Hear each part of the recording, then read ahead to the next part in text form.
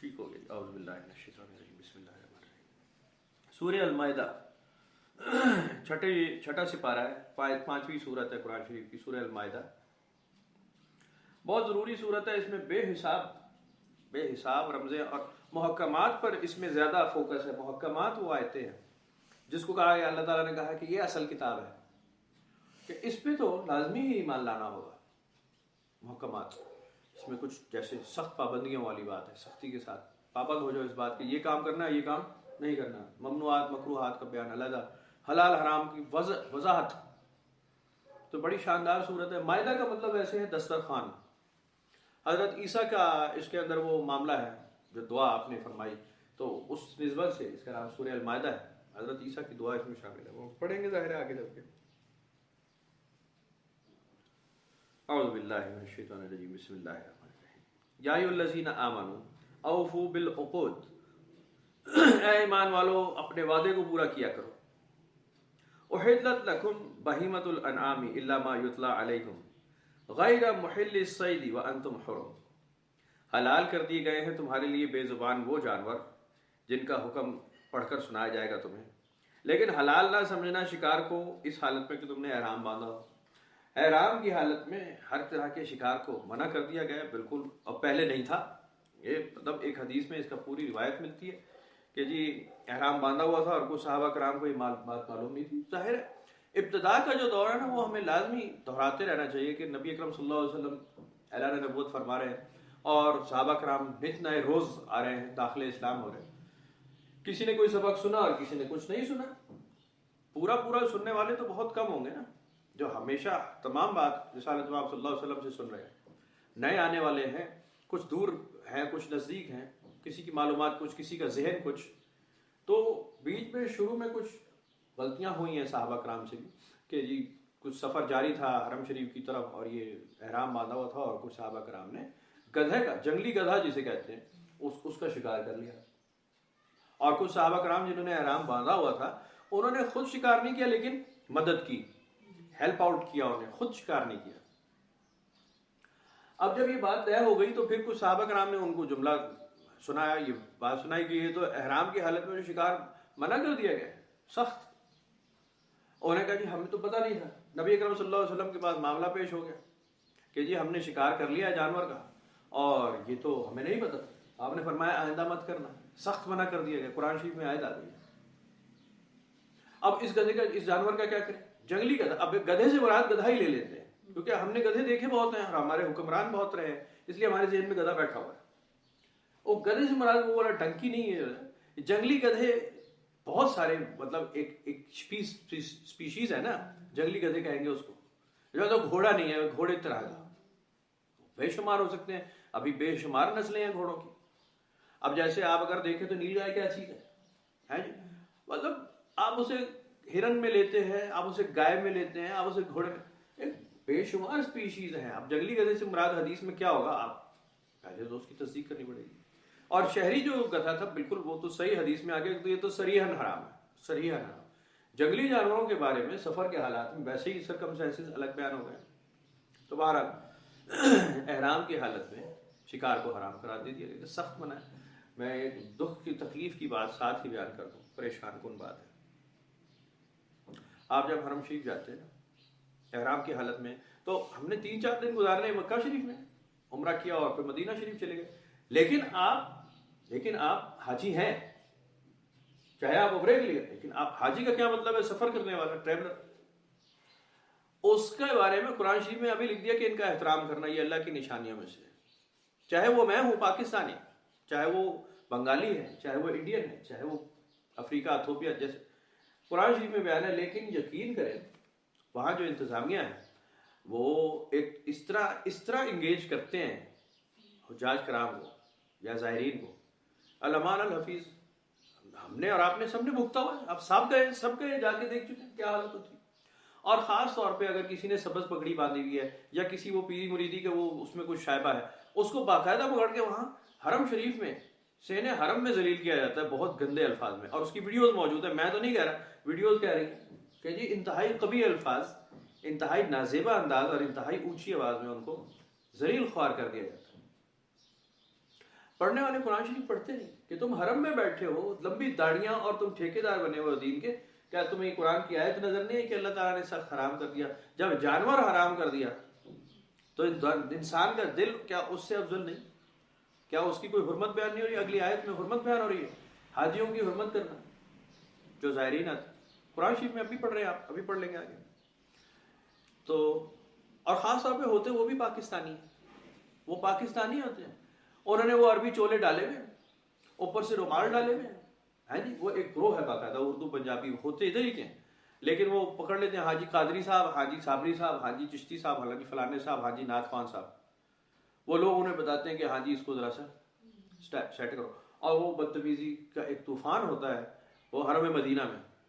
حالانکہ نبی اکرم صلی اللہ علیہ وسلم کی صحیح احادیث اس کے اوپر موجود ہے جس پہ آپ نے ناراضگی کا اظہار کیا. قرآن شریف میں بھی آیا لا ترفعوا اصواتکم، اپنی آوازیں بلند مت کرو، ہے جی، قرآن شریف میں ہے سورہ حجرات میں، واللہ اللہ تعالیٰ تمہارے اعمال ضائع کرتے. نبی اکرم صلی اللہ علیہ وسلم جب آخری ٹائم آیا آپ کا اور آپ بیمار تھے، صحابہ کرام میں کسی بات پر بحث ہو رہی تھی، آوازیں کچھ تھوڑی سی اونچی ہوئی تو آپ نے اس پہ سخت ناگواری کا اظہار کیا اور کہا انہیں نکالو باہر.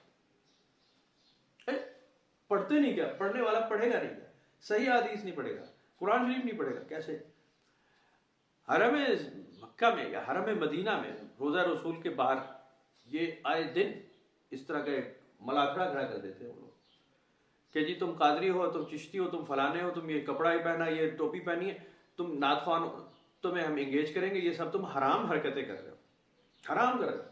اور آپ خانہ کعبہ کے گرد ایک چکر لگا رہے ہیں، ایک سینٹیمنٹ ہے، ایک نیا آدمی فرسٹ ٹائم ایور جا رہا ہے، اللہ کا گھر دیکھ رہا ہے، اس کی ایک محبت ہے بھائی، وہ کبھی چاہے گا میں غلاف کو ہاتھ لگاؤں، کبھی سجدہ کر لوں، میں جو میکسیمم کر سکتا ہوں کر لوں. اب وہاں اس کو ہاتھوں سے جھٹکا جا رہا ہے، ہٹ ہٹ ہٹ پیچھے، یلا یلا حاجی، یلا حاجی، حاضر حرام، حاضر حرام، حاضر شرک کن. خدا کے بندے، یہاں شرک کرنے کوئی نہیں آیا، یہاں حرام کرنے کوئی نہیں آیا. حرام چھوڑ کے، شرک چھوڑ کے اللہ کے گھر آئے لو. تھوڑا تو عقل کو ہاتھ ڈالو، یا تم ادھر ہی بدو ہی رہو گے، کبھی بھی انسان نہیں بنو گے. اور ایئرپورٹ پہ جو ہوتا ہے برا حال، زائرین کی تعداد لگی ہے، انڈین پاکستانی خاص طور پہ اگر کھڑے ہیں ان کو اٹینڈ کرنے والا کوئی نہیں. ہاں امریکہ سے کوئی فلائٹ اترے، دیکھو کیسے کھڑے ہو جاتے ہیں فٹافٹ. انہیں پتا ہے کہ یہ امریکہ ہے، ہمارے باپ کا ہیں مسلمان وہ، لیکن امریکن گورے. برٹش آیا ہوا ہو کوئی گوری نیلی آنکھوں والا، وہ دیکھیں اس کے ساتھ پروٹوکول ہے. یہاں انہیں پتا ہے کہ جی یہ تو بیچارہ 2% کا آدمی ہے، ان کی امبیسیاں بھی کمزور ہے، ایسی تیسی میں جو ہے وہ. پھر ہمارا پرائم منسٹر ماشاءاللہ وہاں جا کے جب بھیکے مانگے گا تو ظاہر ہے ہماری کیا قدر ہوگی، کیا کہا جائے. ساری ایک کی بات نہیں کر رہے، ساری جا کے بھیکے مانگتے، صدقے خیرات ہمیں بھی پالا اس پہ. ان اللہ یحکم ما یرید، بے شک اللہ تعالیٰ تمہیں وہ حکم دیتا ہے جس کا اس کا ارادہ ہو، جیسے وہ فرمائے. اب کیا ہے اس کی لاجک بیان ہوگی کہ اللہ تعالیٰ ارادہ کیوں کرتا ہے اس طرح کی باتوں پر، امپوز نہیں ہو رہا. اگلی آیت میں اس کی وضاحت آ رہی ہے، ابھی سنیے گا، آگے پڑھیں گے. یا ایھا الذین آمنوا، اے لوگوں جو ایمان لے آؤ، لا تحلوا شعائر اللہ، مت بے حرمتی کرنا اللہ کی نشانیوں کی، ولا الشہر الحرام، اور نہ ہی عزت والے مہینے کی جو حرمت والے مہینے، ولا الہدیہ، قربانی کے جانوروں، ولا القلائد، ایسے جانور جو مخصوص کر دیے گئے کہ یہ قربانی میں استعمال ہوں گے، نشان زدہ یا پٹے ڈالے ہوئے، ولا آمین البیت الحرام یبتغون فضلا من ربہم ورضوانا. یہ وہ آیت ہے جو بھی میں عرض کر رہا کہ جی کیا ان کی بے حرمتی مت کر جانا جو قصد کیے ہوئے ہیں بیت الحرام کا، اللہ کا فضل طلب کر رہے ہیں، ان کی رضا طلب کر رہے ہیں. یہ مت بے حرمتی کرنا ان کی، ان زائرین کی جو اللہ کے لیے وہاں پہ پہنچے سب کچھ چھوڑ کے. وَإِذَا حَلَلْتُمْ فَاصْطَادُوا، اب جب تم احرام کھول چکے ہو تو شکار کر سکتے ہو، یعنی جب پورا ہو گیا، مناسک پورے ہو گئے تو شکار کر سکتے ہو، پھر تمہارے لیے کوئی پابندی نہیں. وَلَا يَجْرِمَنَّكُمْ شَنَآنُ قَوْمٍ أَن صَدُّوكُمْ عَنِ الْمَسْجِدِ الْحَرَامِ أَن تَعْتَدُوا. اب تمہیں حرم کی پابندیوں میں سے ایک پابندی اور سن لو کہ اب تم جب حرم میں داخل ہو اور طاقت میں ہو اور ڈومیننٹ ہو، تو پچھلی قوم نے اگر کسی نے تم پر پہلے سے زیادتی کر رکھی ہے، اب تم جواباً اپنے ڈومیننٹ ہونے کا فائدہ مت اٹھانا کہ تم اب ان پر انگیج کر لو، ان پہ زیادتی کرو. ہم تمہیں حرم کے سین میں یہ بھی منع کرتے ہیں، حرم کی حدود میں یہ بھی منع ہے کہ ظالم کے اوپر بھی جو پہلے تم پہ زیادتی کر چکا، تم اس کے اوپر بھی زیادتی نہیں کر سکتے. وَتَعَاوَنُوا عَلَى الْبِرِّ وَالتَّقْوَىٰ وَلَا تَعَاوَنُوا عَلَى الْإِثْمِ وَالْعُدْوَانِ، تعاون کیا کرو نیکی اور تقویٰ کے کام میں، اور باہمی مددگار مت بنا کرو گناہ اور زیادتی کے کام پر. بڑی واضح آیت ہے، بڑی واضح. یہ تمام محکمات ہیں، فہم محکمات. واتقوا اللہ، اور ڈرنا ہوگا تمہیں اللہ سے. ان اللہ شدید العقاب، یاد رکھنا کہ بے شک اللہ سخت عذاب دینے والا ہے. محکمات کا حکم ہے کہ یہ سارے احکام ہم تمہیں حکم پڑھ کے سنا رہے ہیں، اس کے خلاف تم سوچ نہیں سکتے جانے کا. اگر تم مسلمان ہو تم اس کے باہر نہیں جا سکتے. تم اس کے باہر جاؤ گے تو مسلمان نہیں ہو.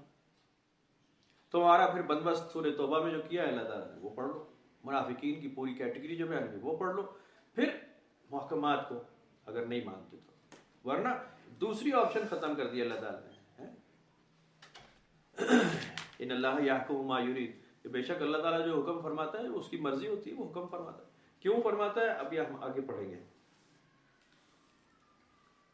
حرمت علیکم المیتۃ والدم ولحم الخنزیر وما اہل لغیر اللہ بہ والمنخنقۃ والموقوذۃ والمتردیۃ والنطیحہ وما اکل السبع اذا ما ذکیتم. حرام کیے گئے چیزوں میں سے ہم تمہیں گن کر بتا رہے ہیں. اب کیوں بتا رہے ہیں؟ کہ اب مزید کوئی چیزیں حرام نہ قرار دینا، نہ اپنے اوپر نہ کسی پر. جو ہم کہتے ہیں حرام سو وہ حرام، جس کو ہم نے حرام نہیں کہا وہ کسی کو اختیار نہیں کہ وہ حرام قرار دے. یا اللہ فرمائے یا اللہ کے رسول فرمائے، اس کے علاوہ کوئی آتھورائز نہیں کہ وہ کسی کو حرام یا حلال قرار دے. حرام کر دیے گئے تم پر مردار جانور اور خون، سور کا گوشت یا ایسے جانور جس پر غیر اللہ کے نام سے ذبح کیا جائے، یا گلا گھونٹ کر مارا گیا ہو، چوٹ لگنے سے مرا ہو، اوپر سے نیچے گر گیا، یا گر کر مر گیا چوٹ لگنے سے، سینگ لگنے سے مرا ہوا، یا کسی درندے نے پھاڑ کھایا ہو اور جب وہ زخمی ہوا تو اس سے پہلے اگر تم نے ذبح کر لیا تو وہ ٹھیک ہو گیا، لیکن اگر موقع نہیں ملا اور کسی درندے نے کھایا ہوا ہے تو دیٹ از آل، ختم ہو گئی بات. الا زکیتم، اب اس کا تزکیہ نہیں ہوا. وما ذبح علی النصب، اور قربان گاہیں جو بنائی ہوئی ہیں، یعنی وہی چیز جس پر غیر اللہ کا نام لیا جاتا ہے. نصب سے مراد وہی ہوتی ہے کہ جی ایسے کچھ سلاٹر ہاؤسز بنے ہوئے تھے جہاں پہ دوسرے مذاہب کے لوگ بلی دیتے ہیں، قربانی دیتے ہیں، تو وہ اس کو منع کر دیا گیا کہ ایسے جانور جو وہاں ذبح ہوئے ہوں مسلمان اس کو نہیں کھا سکتا. پابندیاں ہیں اس پہ. اب جیسے ہندوؤں میں بڑی تعداد میں بلی دی جاتی ہے جانوروں کی، وہ مسلمان کے لیے سخت پابندی ہے. ایک تو اس کا طریقہ ذبیحے کا الگ ہے، وہ طریقہ غلط ہے، یا پھر وہ ظاہر ہے کہ وہ تو دیوی دیوتاؤں کے نام پر ذبح کیے گئے ہیں، جان لی گئی ہے ان کی. تو جس کی جان لی گئی ہے وہ محض ایک ہی قرآن شریف کا ایک اصول ہے کہ یہ جان لی جا سکتی ہے صرف اللہ کے لیے. جانور کی، انسان کی جب جان لی جائے گی تو محض اللہ کے حکم اور اللہ کی رضا سے لی جائے گی.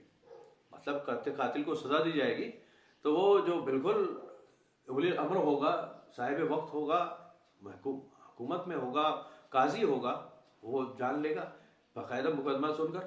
ایسے جو تھوڑی جان لے لے گا کہ جی بس گلی بازار میں جانے لی جا رہی ہیں لوگوں کی یا ہاتھ کاٹے جا رہے ہیں، ایسا نہیں ہوگا.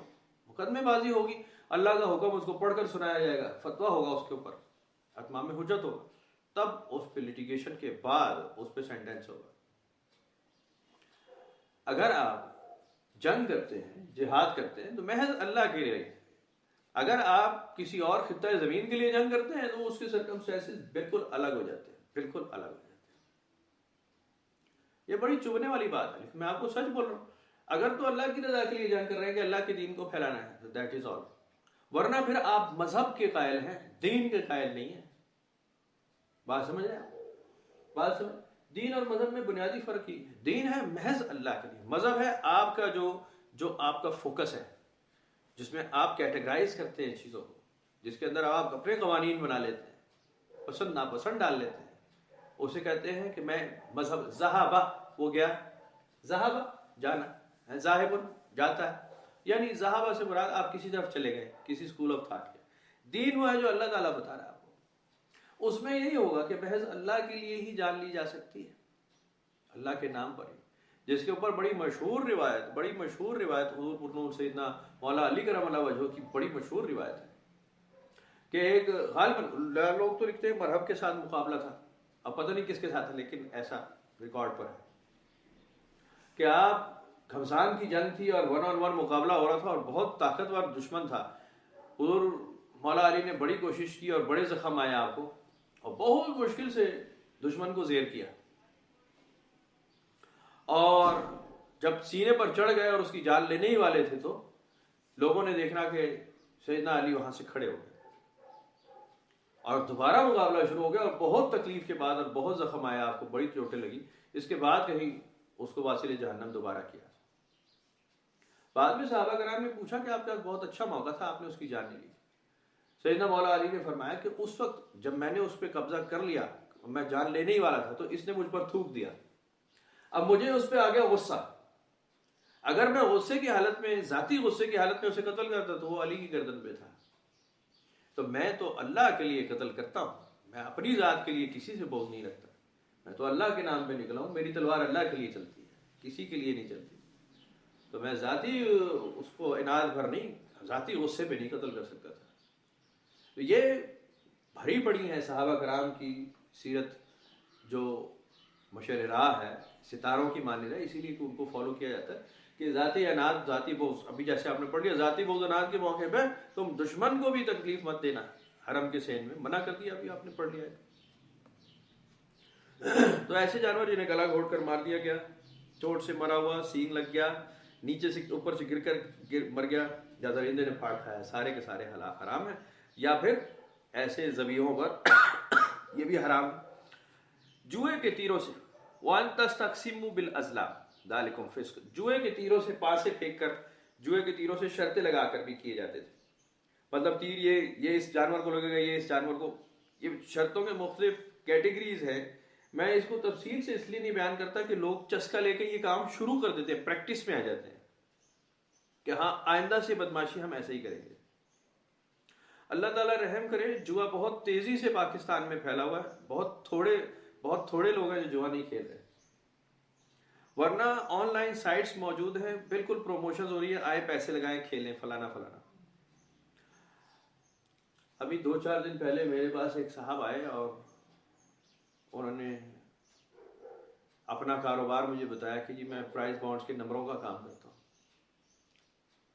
اور وہ دعا یہ کرانے آئے تھے کہ میرے رزق میں برکت ہو، میرا رزق تنگ ہے۔ پھر ان کا کوئی رائیول تھا جس کا بتایا کہ وہ بھی پرائز بانڈ کے نمبروں کا کام کرتا ہے، اور اس کا بیٹا جو ہے وہ بڑے خوشحال لوگ ہیں، اس کا بیٹا جو ہے وہ بیٹنگ کرتا ہے کرکٹ میچ پہ، بڑے خوشحال ہے جی، پھر بھی میرے پیچھے پڑے۔ کتنی دیر سنتا، پھر میں نے ان کو عرض کی، میں نے کہا یہ تو سارا حرام ہے جو آپ مجھے بتا رہے ہیں، یہ تو سارے حرام راستے، قرآن اور حدیث کے عین خلاف۔ آپ کس طرح ایکسپیکٹ کرتے ہیں کہ میں اس کے لیے دعا کروں اور آپ کے رزق میں برکت؟ بھائی وہ تو کسی دشمن کے پاس جاؤ کہ وہ آپ کو حرام کی ترغیب دے اور آپ کے حرام کی دعا کرے کہ تیرے حرام رزق میں اضافہ ہو۔ میرے پاس تو ہوگے بھائی یہ تو جائے گا تمہارے ہاتھ سے۔ شیطان تمہیں اکسائے گا، تنگ دستی کا خدشہ دلائے گا اور تم سے بے حیائی کے کام کروائے گا۔ قرآن شریف میں لکھا ہے، قرآن شریف میں کہ بے حیائی، تنگ دستی اور تمہیں خدشہ دلا کر تم سے بے حیائی کے کام نہ کروا لے، وہ تو کرے گا ایسے۔ ابھی ہم یہی کر رہے ہیں سارے معاشرے، تو جوا بڑی تیزی سے پھیل رہا ہے۔ میں اس لیے ان چیزوں کو زیادہ تفصیل میں نہیں کہ وہ لوگ چسکے میں آ کے کہتے ہیں کہ ہاں یہ نوا طریقہ جناب علی ایکسپلور ہو گیا۔ بہرحال جوئے کے تیروں کو پھینک کر یا جوئے کے تیروں کے ساتھ شرطیں لگا کر شکار کیے جاتے تھے، جس کو اللہ تعالیٰ نے حرام قرار دے دیا ہے، حرام۔ چاہے آپ بکرا ہی یا ہرن پہ ہی چلا رہے ہیں، خرگوش پر چلا رہے ہیں، نارملی جو اصل حرام نہیں ہے لیکن حرکتوں کی وجہ سے حرام کر دیا آپ نے۔ ذالکم فسق، یہ سب نافرمانی کے کام ہے۔ الیوم، آج کا وہ دن ہے، یئس الذین کفروا من دینکم، جنہوں نے کفر کیا اختیار وہ مایوس ہو چکے ہیں، آج وہ دن ہے۔ فلا تخشوہم واخشوہم، اب مجھ سے ڈرنا، ان سے مت ڈرنا۔ یہ ہے وہ فرمان اللہ تعالیٰ کا کہ میں کیوں حکم فرماتا ہوں، جو ابھی ہم پڑھ رہے تھے ان اللہ یحکم ما یرید، اللہ تعالیٰ کیوں حکم فرماتا ہے۔ بات ہی ٹھیک فرما دی، جو اصول بیان کر دیا وہ اتنا شاندار اصول بیان کر دیا، جس چیز سے منع کر دیا، جس چیز کی ترغیب دے دی، وہ اتنا کامیاب، اتنا مضبوط، اتنا مربوط اصول ہے کہ جنہوں نے نہیں مانا آج وہ مایوس ہو گئے کہ ہمیں بھی یہی ماننا تھا۔ سب سے زیادہ ایکسیپٹیبل، سب سے زیادہ پریکٹیکل یہ تھا جس کو منع کیا گیا قرآن شریف میں۔ مردار، خون، خنزیر کا گوشت اور گلا گھونٹ کر کے مارا گیا جانور، چوٹ لگا ہوا جانور، یا سینگ لگا جانور، یا غیر اللہ کے نام پر ذبح کیے ہوئے جانور، یہ سارے چھوڑ دینے کے ہی لائق ہیں، سارے چھوڑ دینے کے ہی لائق ہیں، سب ہی مکروہات ہیں، سبھی ممنوعات ہونے ہی چاہیے، ہونے ہی چاہیے۔ کیسا بھی بدکار ہو، کیسا بھی بدکار، کیسا بھی شرابی بدکار زانی ہو، اسے یہ پتا ہوتا ہے کہ یہ کام غلط کر رہا ہو، یہ نہیں امکان کہ وہ کہے نہیں، کہیں نہ کہیں شرم کھائے گا، چاہے ماں سے کھا لے، چاہے باپ سے، چاہے بیٹی سے، چاہے بیٹے سے، ان کے سامنے کھل کھلا کے نہیں کرے گا، جتنا مرضی کبھی شیطان ہو جائے اس کے اندر، لیکن برا تو برا ہی پتا ہوگا اس کو کہ بھائی یہ برا ہے، فلاں ہستی کے سامنے میں نے یہ حرکت نہیں کرنی، باز آ جائے گا، کیونکہ اس کی فطرت میں یہ بات موجود ہے کہ یہ کام نافرمانی کا ہے۔ بالکل، تو اللہ تعالیٰ فرما رہے ہیں کہ جو کچھ میں نے دیکھو حکم دیا، آج مایوس ہو گئے وہ لوگ جنہوں نے کفر کیا میرے دین کا، انہیں پتہ چل گیا ہے کہ یہ انتہائی ایپلیکیبل اور پریکٹیکل چیزیں تھیں، ہم نے انہیں نہیں مانا، آج ان پہ مایوسی طاری ہے۔ فلا تخشوہم، اب ان سے مت ڈرنا، واخشون، ڈرا کرو مجھ سے، الیوم، آج کا دن کیا ہے، اکملت لکم دینکم، میں نے تمہارے لیے مکمل کر دیا ہے دین کو، واتممت علیکم نعمتی، میں نے تم پہ تمام کر دی اپنی نعمت، ورضیت لکم الاسلام دینا، اور میں نے تمہارے لیے دین اسلام کو بالکل مخصوص کر دیا، پسند کر لیا۔ بڑی واضح بات ہے، بڑی واضح بات، اس میں کسی تفسیر کی ضرورت نہیں ہے، کسی تفصیل کی، کسی اور تحقیق کی ضرورت نہیں ہے، بڑے مخصوص جملے ہیں۔ محکمات ہوتے کیا ہے، قوانین کیا ہوتے ہیں، جب محکمات بیان ہو جائیں نا تو یہ قرآن شریف سیکھنے کے اصول بیان ہو رہے ہیں۔ بات بڑی سمجھ لینے کی ہے، بڑی غور سے۔ اب باقی کا جتنا قرآن شریف آپ پڑھیں گے ان اصولوں کی روشنی میں پڑھیں گے، بات سمجھ لیں۔ اب جتنے آیتیں آئیں گی جس کا ترجمہ کیا جائے گا محکمات کی روشنی میں ہوگا، یہ سخت آرڈرز جو اللہ تعالیٰ نے دے دیے ہیں اس کو پرائمری رکھیں گے، اور اس کی روشنی میں ہم ترجمہ کریں گے باقی کتاب کا۔ محکمات ایسے ہیں، متشابہات وہاں سے آپ چھان لیں گے، عقیدے بدل لیں گے، ورنہ ایک ایک آیت کے 100 ترجمے ہو جاتے ہیں، بات ہی کون سی ہے، جہاں سے جہاں چاہو ٹویسٹ کر لو۔ محکمات بیان کیوں ہوتے ہیں کہ یہ ایک بڑی زبردست چھاننی ہے، بڑا زبردست چیک سسٹم ہے، ان کی روشنی میں باقی کتاب کا ترجمہ کیا جائے گا۔ کیسے؟ ابھی پھر ہم بہت خوبصورت آیت ہے، بہت ہی اگلے تو بالکل اتمام میں حجت ہو جائے گا میری اسی عرض کا جو میں بات کر رہا ہوں۔ آج کا دن وہ ہے، ہم نے تمہارے لیے مکمل کر دیا دین۔ مکمل کیا ہوتا ہے؟ اکملت لکم دینکم، بالکل ختم ہو گئی بات، اب اس میں کچھ نئے کی گنجائش نہیں۔ اگر اس کا کوئی اور ترجمہ کوئی کرنا چاہے تو بالکل بسم اللہ مجھے سکھائیں، اکملت لکم دینکم کا کیا مطلب ہوگا، بالکل کلی طور پہ کمال کر دیا، اس کو درجہ کمال تک پہنچ چکے، یہ دین کمال پہ پہنچ چکا ہے تمہارا دین۔ وَأَتْمَمْتُ عَلَيْكُمْ، تمام کر دی، علیکم نعمتی، میں نے اپنی تمام نعمت تم پہ تمام کر دی۔ نعمتوں کا ذکر جب آتا ہے، انعام کرتا ہے اللہ تعالیٰ جب انسان پر، اس کو فجعلناہ سمیعا بصیرا بھی لم یکن شیئا مذکورا سے نکال کر لانے والا ہے جی، صحت دینے والا، تندرستی دینے والا، چوپائے دینے والا، کھیتیاں دینے والا، سرسبز کرنے والا، بارش آسمان سے برسانے والا، نعمتوں کا ذکر ہے، ہم نے تمہیں دی اس زمین پہ، دنیا میں دے دے، ماں باپ دے دیا، اولاد دے دیا، آنکھوں کو ٹھنڈا کرنے کا ذکر قرآن شریف میں آ گیا، حضور سیدہ مریم علیہ السلام کے لیے آ گیا، اپنی آنکھوں کو ٹھنڈا کر اپنے بیٹے کے ساتھ رہے، ہے جی۔ سیدنا موسیٰ علیہ السلام کے لیے قرآن شریف میں آ گیا کہ ہم نے تیری والدہ کو کہا کہ اپنی آنکھوں کو ٹھنڈا کر اپنے بیٹے کے پاس پہنچ جا، دودھ تو ہی پلائے گی اپنے بیٹے کو، اور دشمن کے گھر پال دیں گے ہم اس کو، قرآن شریف میں آ گیا، سورہ طٰہٰ میں۔ تو وہ اس لیے آ گیا کہ اللہ تعالیٰ بہت ہی ڈائریکٹ مکالمے فرماتا ہے، بہت، کہ ہم تم پہ نعمتیں کرتے، دیکھو ہم فلانے وقت میں انعام کیا، فلانے وقت میں تم پہ انعام کیا، انعاموں میں سے انعام بڑھتے جاتے ہیں، بڑھتے جاتے ہیں، بڑھتے جاتے ہیں۔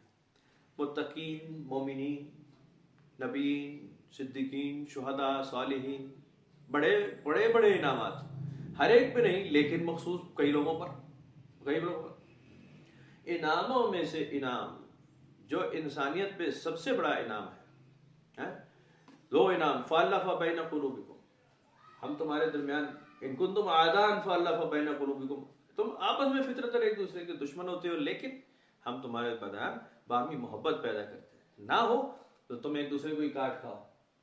बड़ी नेमत, सबसे उत्तम दर्जे की जो नेमत इंसान पे नाजिल की जा सकती है वो है रिसालत, नबूवत, अपना नायब, अपना खलीफा, अपनी वही का नाजिल कर देना। मेरी मालूमात ठीक है? क्या मैं सही सोचता हूँ?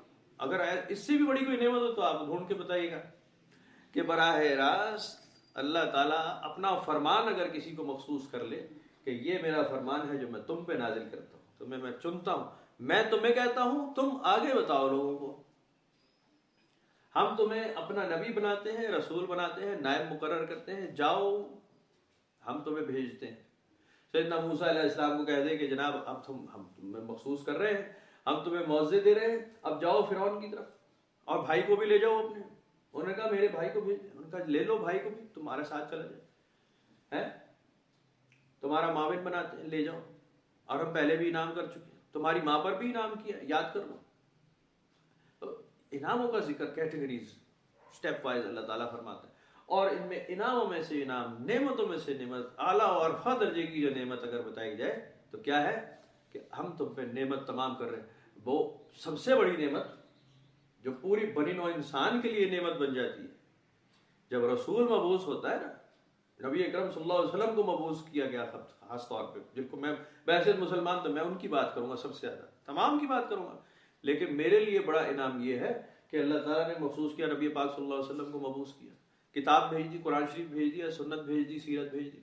मेरे लिए तो अगर मैं ना हूं तो मैं तो एक ब्लाइंड आदमी हूं, अगर मेरी जिंदगी में ये चीजें ना हो, मैं तो एक लेमैन हूं, मैं क्या हूं फिर? मैं तो कुछ भी नहीं हूं। मैं तो इस किताब को हाथ लगाने का हक छोड़ देता हूँ। अगर मैं मुसलमान नहीं हूँ, मेरा अकीदा ही नहीं, तो कुरान शरीफ को समझना सीखना मेरी तो फितरत में ही नहीं आएगा ना। अब मैं लाख अगर कहूँ कि जी मैं गीता पढ़ता हूँ, मैं पढ़ता हूँ, मैं लाख कहूँ मैं ग्रंथ पढ़ता हूँ, या मैं बाइबल पढ़ता हूँ, या मैं और कोई गॉस्पेल कुछ उठा लेता हूँ, तो मैं उस सोच से तो नहीं पढ़ूंगा जो एक ईसाई पढ़ता है या एक हिंदू पढ़ता है। वो तो किसी और सोच से पढ़ता भाई, उसकी अकीदत तो कुछ और होती है। मैं तो हैसियत मुसलमान पढ़ूंगा तो मेरी अकीदत कुरान शरीफ से जैसी है, बाकी किताबों से नहीं होगी। अंडरस्टूड है, सीधी बात है। तो मेरे ऊपर इनामों में से इनाम जो है कि दरबार रिसालत से है जी, हमें मंजूरी है कि नबी अकरम सल्लल्लाहु अलैहि वसल्लम का फरमान हमारे पास पहुंच गया, किताब हमारे पास पहुंच गई, नबी अकरम सल्लल्लाहु अलैहि वसल्लम को रसूल मबूस कर दिया, नबी मबूस कर दिया। अतममतु अलैकुम नेमती, तमाम कर चुका हूं मैं अब अपनी नेमत को, तमाम कर चुका हूं, पूरी नेमत तुम्हें बता दी गई है। ये मेरी सोच है जाती, किसी की कुछ और सोच हो तो बिस्मिल्लाह, वो अपनी सोच मानता जाए। मेरे लिए इनामों में से सबसे बड़ा इनाम जो है वो मेरे मालूमात के मुताबिक जो अगर किसी इंसान पे हो तो वो रिसालत है, नबूवत है, जिसके बारे में लिखा हुआ है अतममतु अलैकुम नेमती, तुम्हारे ऊपर अब ये बात तमाम कर दी गई, अलैकुम तुम सब पर एक आदमी को हम अपनी नेमत पूरी कर चुके हैं। अब जब पूरी कर दी तो फिर क्या मजीद होगी? नई नेमत नाजिल होगी। ये चीज पूरी हो गई, नया दीन आएगा। अकमलतु लकुम दीनुकुम कह दे तो फिर नया दीन का इंतजार करना है। अतममतु अलैकुम नेमती हो गई तो फिर नई नेमत का इंतजार करें। वरदीतु लकुम इस्लाम दीना, मैंने पसंद किया है, खुद अल्लाह ताला अगर फरमाए मेरी पसंद की चीज है कि इस्लाम पर आ जाओ, तो इससे ज्यादा खूबसूरत इंसान के लिए क्या नेमत होगी। फमन तुर्रा फी मखमसतिन गैर मुतजानिफिल इस्म फइन्नल्लाह गफूरुर रहीम। हाँ, कुछ ऐसे होंगे जो लाचार हो गए किसी भूख प्यास में, किसी सख्त मजबूरी में, और ऐसे भी जो गुनाह की तरफ झुकाव वाले ना थे, तो फिर अल्लाह ताला बख्शने वाला है, रहम फरमाने वाला है। यानी इसके ऊपर जो ज़्यादा इत्तफाक है मुफस्सिरीन का, मैं भी उसको बिल्कुल ठीक मानता हूँ कि इंसान अगर भूख प्यास की उस हालत में है जिसमें उसकी जान जा सकती है, तो और वो सफ़र में है, किसी हालत में ऐसे भूख नंग में है तो उसके ऊपर मुर्दार भी हलाल है, खून भी हलाल है, सींग लगावा भी, उसके लिए एक कंडीशंस बदल जाती है कि वो अपनी जान बचा सकता है for the limited time of period, वो पीरियड ऑफ टाइम। इसके अलावा नहीं कि जी वो उसको रूटीन ही बना ले। ये अभी 4 साल पहले वो है ना, वो कुछ बेशरम किस्म के रिपोर्टर भी جو اپنی ٹی آر پی بڑھانے کے لیے لوگوں کو خواہ پرائیویسی ڈسٹرب کرتے ہیں. ٹی وی پہ اکثر پروگرام ایسے آتے ہیں. تو اس میں وہ نعرہ لگ گیا ہو جی گدے کا گوشت بک رہا ہے کراچی میں, گدے کا گوشت بک رہا ہے, گدے کا گوشت. ڈیٹیکٹ بھی کر لیا انہوں نے کراچی میں کچھ بہت ہی لوور لیول کے بیچارے, بہت برے حالات کے بھی لوگ ہیں بھائی پاکستان میں. ایسے نہیں ہے کہ جی بہت برے حالات, بھوک ننگ پورا حالات. تو وہ لٹرلی ایک پلاٹ کے اندر ایک گدھا ذبح کر رہے تھے. جا کے رپورٹروں نے پکڑ لیا, ہاں جی بتایا جی یہ آپ کر رہے ہیں. پولیس تھانہ آ گئی, پولیس پکڑ کے لے گئی. اب اس آدمی سے انہوں نے بولا تم گدھے کا گوشت کیوں ذبح کر رہے تھے, کیا کرتے ہو اس کا؟ جی ہم کھاتے ہیں, ہم پہ حلال ہے. ہیں حلال ہے, حلال ہے, وہ تو یہ ہے, وہ تو پٹاخہ بج گیا. پولیس والے بھی کان کھول کے کھڑے ہوئے. میں نے کہا جاؤ مولویوں سے پوچھ لو, جاؤ مولویوں سے پوچھ. 8 علماء کے انٹرویو پھر اس کے بعد چلے, 8 سب نے کہا اس کے اوپر حلال ہے. یہ بھوک کی اس حالت میں ہے کہ اس پہ جائز تھا.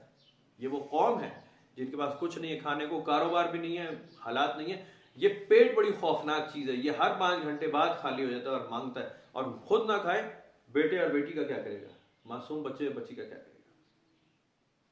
تو میں بات کر رہا ہوں کہ انتہائی شدید حالات میں, جنگ کے حالات میں سارے قانون بدل جاتے ہیں. اللہ تعالیٰ نے فرمایا اگر زیادتی کرنے والا نہیں, اگر زیادتی کرنے والا ہے تو قرآن شریف میں فیصلہ ہوگا. ہم جانتے ہیں اسے, ہم سے تو نہیں بچے گا. اگر اس کا جھکاؤ گناہ کی طرف ہے تو ہم جانتے ہیں, نہیں سمجھ آئی آپ کو؟ ہاں وہ تو جانتے ہیں. بہرحال فإن اللہ غفور رحیم, اللہ پھر اس کو بخشنے والا مہربان ہے. ذاتی مسئلہ ہے اس کا, ہاں اگر پبلک ہوگا تو اس پہ کچھ لٹیگیشن تم آپس میں کر سکتے ہو. فیصلہ جو اصل میں کروں گا وہ اس کے دل کے حال پر کروں گا کہ اندر چل کیا رہا تھا. ہم سے تو چھپتا نہیں کچھ. اس کی بڑی کچھ مثالیں بڑی تکلیف دہ صحابہ کرام کے دور میں ہی آ گئی, لیکن بیک زبان تمام صحابہ کرام کا فرمان ہے کہ ہم نے کوئی ایسی رعایت کبھی استعمال نہیں کی. بڑے شدید حالات بھی آئے لیکن ہم نے کسی روح رعایت کی طرف ہاتھ نہیں بڑھایا, کوئی سے رعایت نہیں حاصل کی. ورنہ اگر ہم کوئی رعایت حاصل کر لیتے تو ہمیں ہو سکتا ہے عادت ہی پڑ جاتی. ہم جائز اور حلال سے بھی خود کو روکتے, جائز اور حلال سے بھی خود کو روکتے, قناعت کے ساتھ چلتے کہ اگر ہم نے اسے زیادتی میں استعمال کیا, وافر استعمال کیا, تو آگے ناجائز اور حرام کی طرف بھی ہاتھ جائے گا. صحابہ کرام کی ایک بات ہے, نبی اکرم صلی اللہ علیہ وسلم کے اپنے ہاتھ کے سکھائے ہوئے ہیں جی, اپنے ہاتھ کے. حضور سیدنا ابوبکر صدیق ہے, سیدنا عمر فاروق ہے, سیدنا عثمان غنی ہے, سیدنا علی ہے, سیدنا بلال ہے, سیدنا ابو ہریرہ ہے. بڑی طویل فہرست ہے. خواتین کی ہے امہات المومنین ہے. اپنے دستے مبارک سے رسالت مآب صلی اللہ علیہ وسلم اپنی زبان مبارک سے ان کو سکھا رہے ہیں, دستے مبارک پہ اسلام قبول کرا رہے ہیں. کوئی معمولی حیثیت کے لوگ نہیں سمجھنا چاہیے ان کو. یہ بڑا بے وقوفانہ دماغ ہوگا جو ان ہستیوں کو عام انسان سمجھے, صحابہ کرام کو یا صحابیات کو, امہات المومنین کو. وہ بڑا کوئی ذہنی مریض ہوگا جو کہے کہ وہ ہستیاں عام انسان برابر تھیں. وہ بھائی مخصوص کردہ لوگ تھے, وہ جن کو اللہ تعالیٰ نے مخصوص سرکمسٹینسز میں دنیا میں بھیجا, اور نبی اکرم صلی اللہ علیہ وسلم کی زیارت بھی ہوئی. صحیح حدیثوں میں اس کا ذکر بھی آ گیا, قرآن شریف میں ذکر آ گیا ہے اشداء علی الکفار رحماء بینہم. یہ کفار پہ بڑے شدید, آپس میں بڑے پیار میں محبت کرنے والے, واری واری جانے والے, واری واری قربان قربان جانے والے. بعد میں بدماشوں کا ایک گروہ موجود ہوا, ایک ٹولہ, جس نے چھوٹی چھوٹی باتیں, عجیب عجیب باتیں نکالی اور ان کو بڑھایا, اور یہ شو کیا کہ یہ صحابہ کرام آپس میں نعوذ باللہ لڑتے تھے, ان کے اختلافات تھے. یہ بڑے بدماشوں کا ایک گروہ موجود تھا, منافقین کا. یہود تھے, اس میں نصارہ تھے, مشرکین تھے. ظاہری طور پہ کلمہ پڑھ چکے تھے, لیکن ان کا وہ درد جاتا تو نہیں تھا کہ اسلام نے ہمیں بڑی چوٹ دی ہے, ساری بدماشی ختم کر دی. وہ پھر اس طرح کی سازشیں کرتے تھے, بڑے بڑے ناموں کے ساتھ بڑی زیادتیاں ہوئی ہیں. ہمیشہ تیسرا گروہ. اب آپ تاریخ پڑھیں تو حضور پور نے سیدنا مولا علی کرم اللہ اور حضور سیدہ اما عائشہ صدیقہ کی آپ کو لگے گا بڑی لڑائی تھی, نعوذ باللہ. سیدنا ابوبکر صدیق کی بڑی لڑائی ہو گئی حضور سیدہ فاطمہ الزہرا سے. یعنی بے شمار اس طرح کی بکواسیات آپ کو ملے گی. یہ کی ہے تھرڈ پارٹی نے, منافقین نے, بدماشوں نے. قرآن شریف اس کا فیصلہ فرما چکا ہے, رحماء بینہم. قرآن شریف ایک اٹل فیصلہ فرماتا ہے, مضبوط, بدلنے والی آیت نہیں ہوتی. یہ آپس میں بڑے قربان جانے والے, واری واری جانے والے ہیں ایک دوسرے پر. یہ کسی کے خلاف سوچنے کا امکان ہی نہیں. ان کی ایک ہی سوچ ہوتی ہے، یہ سب ایک سوچ کے لوگ تھے، یہ بڑی برگزیدہ ہستیاں تھیں، یہ عام لوگ تھے نہیں. تمہارا بات کہیں چلی جاتی ہے، لیکن یاد رکھنا چاہیے. تو صحابہ کرام کی بیک زبان ایک ہی تھا کہ ہمیں یہ رعایت پتہ تھی کہ ہمیں سخت حالات آئے، بھوک پیاس سے بہت برا حال بھی ہو جائے تو اللہ تعالیٰ نے رعایت دی ہے کہ استعمال کیا جائے، لیکن ہم نے کبھی اس طرف ہاتھ نہیں بڑھایا، کبھی نہیں. ہم نے صبر ہی کیا، کیونکہ ہم نے اپنے رسول صلی اللہ علیہ وسلم کو بھی انتہائی سخت حالات میں دیکھا، اور ہم نے یہی دیکھا کہ آپ سرکار بھی صبر ہی کرتے ہیں، دوسری طرف نہیں سوچتے. اب یہ جیسے غزوہ احد کا ذکر ہے، یہ بڑا سخت تھا، بڑا سخت تھا، بڑے سخت حالات ہو گئے تھے. غزوہ احد میں بڑا نقصان ہوا مسلمانوں کا. غزوہ خندق بڑا شدید ایک بڑے آزمائش کی بات تھی، جس میں محاصرہ ہوا ہے، بڑی بھوک ننگ دیکھی ہے، بہت سخت محاصرہ، ہسٹری بڑی بڑی. لیکن نبی اکرم صلی اللہ علیہ وسلم کی ذاتی سیرت، صحابہ کرام کی سیرت آپ کے سامنے موجود ہے، ریکارڈ پر موجود ہے کہ انہوں نے کبھی بھی رعایت کی طرف ہاتھ نہیں بڑھایا. قرآن شریف میں ایمان والوں کو دعا بھی یہی سکھائی گئی، وقالوا انظرنا، آپ ہم پہ نظر کرم فرمائیں، رعایتیں مت مانگو بھائی ہمارے رسول سے کہ ہمیں یہ فلانی چیز میں تھوڑی سی چھوٹ دے دے، رعایت دے دے، ہم نہیں کر سکتے. نہ، وقالوا انظرنا، کہ ہم پہ نظر فرمائیں، ہمارے لیے یہ حکم آسان ہو. جیسے حضرت سیدنا موسیٰ علیہ السلام کا آپ دعا پڑھتے ہیں اللہ تعالیٰ کے حضور آپ نے کی کہ جی میرے لیے جو حکم نازل کیا ہے، رب اشرح لی صدری یسری ویسر لی امری، ویسر لی امری، رب اشرح لی صدری ویسر لی امری واحلل عقدۃ من لسانی یفقہوا قولی. حضور سیدنا موسیٰ علیہ السلام کو کہ اب تو نے حکم تو نازل فرمایا، لیکن میرے لیے اس کو آسان بھی فرما، میں اس کو پورا بھی کروں. انہوں نے یہ نہیں کہا کہ نہیں یہ کام چھوڑ دیں وہ کر لوں گا، فرعون کے پاس نہیں جاؤں گا، باقی کام آپ کہیں بکریاں چرا لوں گا، آپ کہیں نمازیں میں 100 نفل پڑھوں گا یہاں بیٹھ کے. نہیں، میں نے کہا رب اشرح لی صدری ویسر لی امری، جو حکم آپ نے مجھے دیا ہے اس کے لیے آپ میری مدد آپ ہی کریں، میرے لیے آسان کریں اس بات کو. قرآن شریف میں مسلمانوں کو بھی یہی سکھایا ہے، نبی اکرم صلی اللہ علیہ وسلم سے نظر کرم مانگو، مہربانی مانگو کہ ہم پہ نظر فرمائے، جو حکم اللہ کا نازل ہو رہا ہے، جو آپ فرما رہے ہیں آسان بھی ہو. ہم تو کمزور لوگ ہیں، ہم بہکتے بھٹکتے ہیں، ہمارے لیے آسان ہو. رعایت تک نوبت نہ جائے کہ ہم کہیں جی ہم سے ہوتا نہیں، ہمیں رعایت دیتے ہیں، کوئی ریلیکسیشن نہ ہو. یسألونک ماذا احل لہم، یہ لوگ اے رسول صلی اللہ علیہ وسلم آپ سے پوچھتے ہیں کہ ان کے لیے کیا چیز حلال ہے. قل احل لکم الطیبات، قل آپ صلی اللہ علیہ وسلم ان کو فرما دیں تمہارے لیے طیبات کو حلال قرار دیا گیا ہے. اب یہ پھر محکمات ہے، پھر ایک اصول بیان ہو رہا ہے آفاقی، ازل سے ابد تک، قیامت تک اب ایک اصول ہوگا کہ ہمارے لیے پاکیزہ چیز حلال ہے، پاکیزہ چیز حلال ہے. طیبات بہت پاکیزہ ہو تو حلال ہے. جب آپ کسی چیز کو حرام اور حلال کی کیٹیگری میں لیں گے تو آپ پہلے اس کا طیب ہونا چیک کریں گے، اگلی بات بعد میں سوچیں. حرام اور حلال کی کیٹیگرائز ہو جائے گی، کیا آپ کے لیے فلاں کام جائز ہے، فلاں کام ناجائز ہے، فلاں چیز جائز ہے، فلاں کھانے پینے میں ایون فلاں چیز جائز ہے ناجائز. پہلے چیک بیلنس کیا لگائیں گے؟ طیب ہے نہیں ہے، طیب ہے یا نہیں ہے. طیب ہے اگلی بحث کر لیں.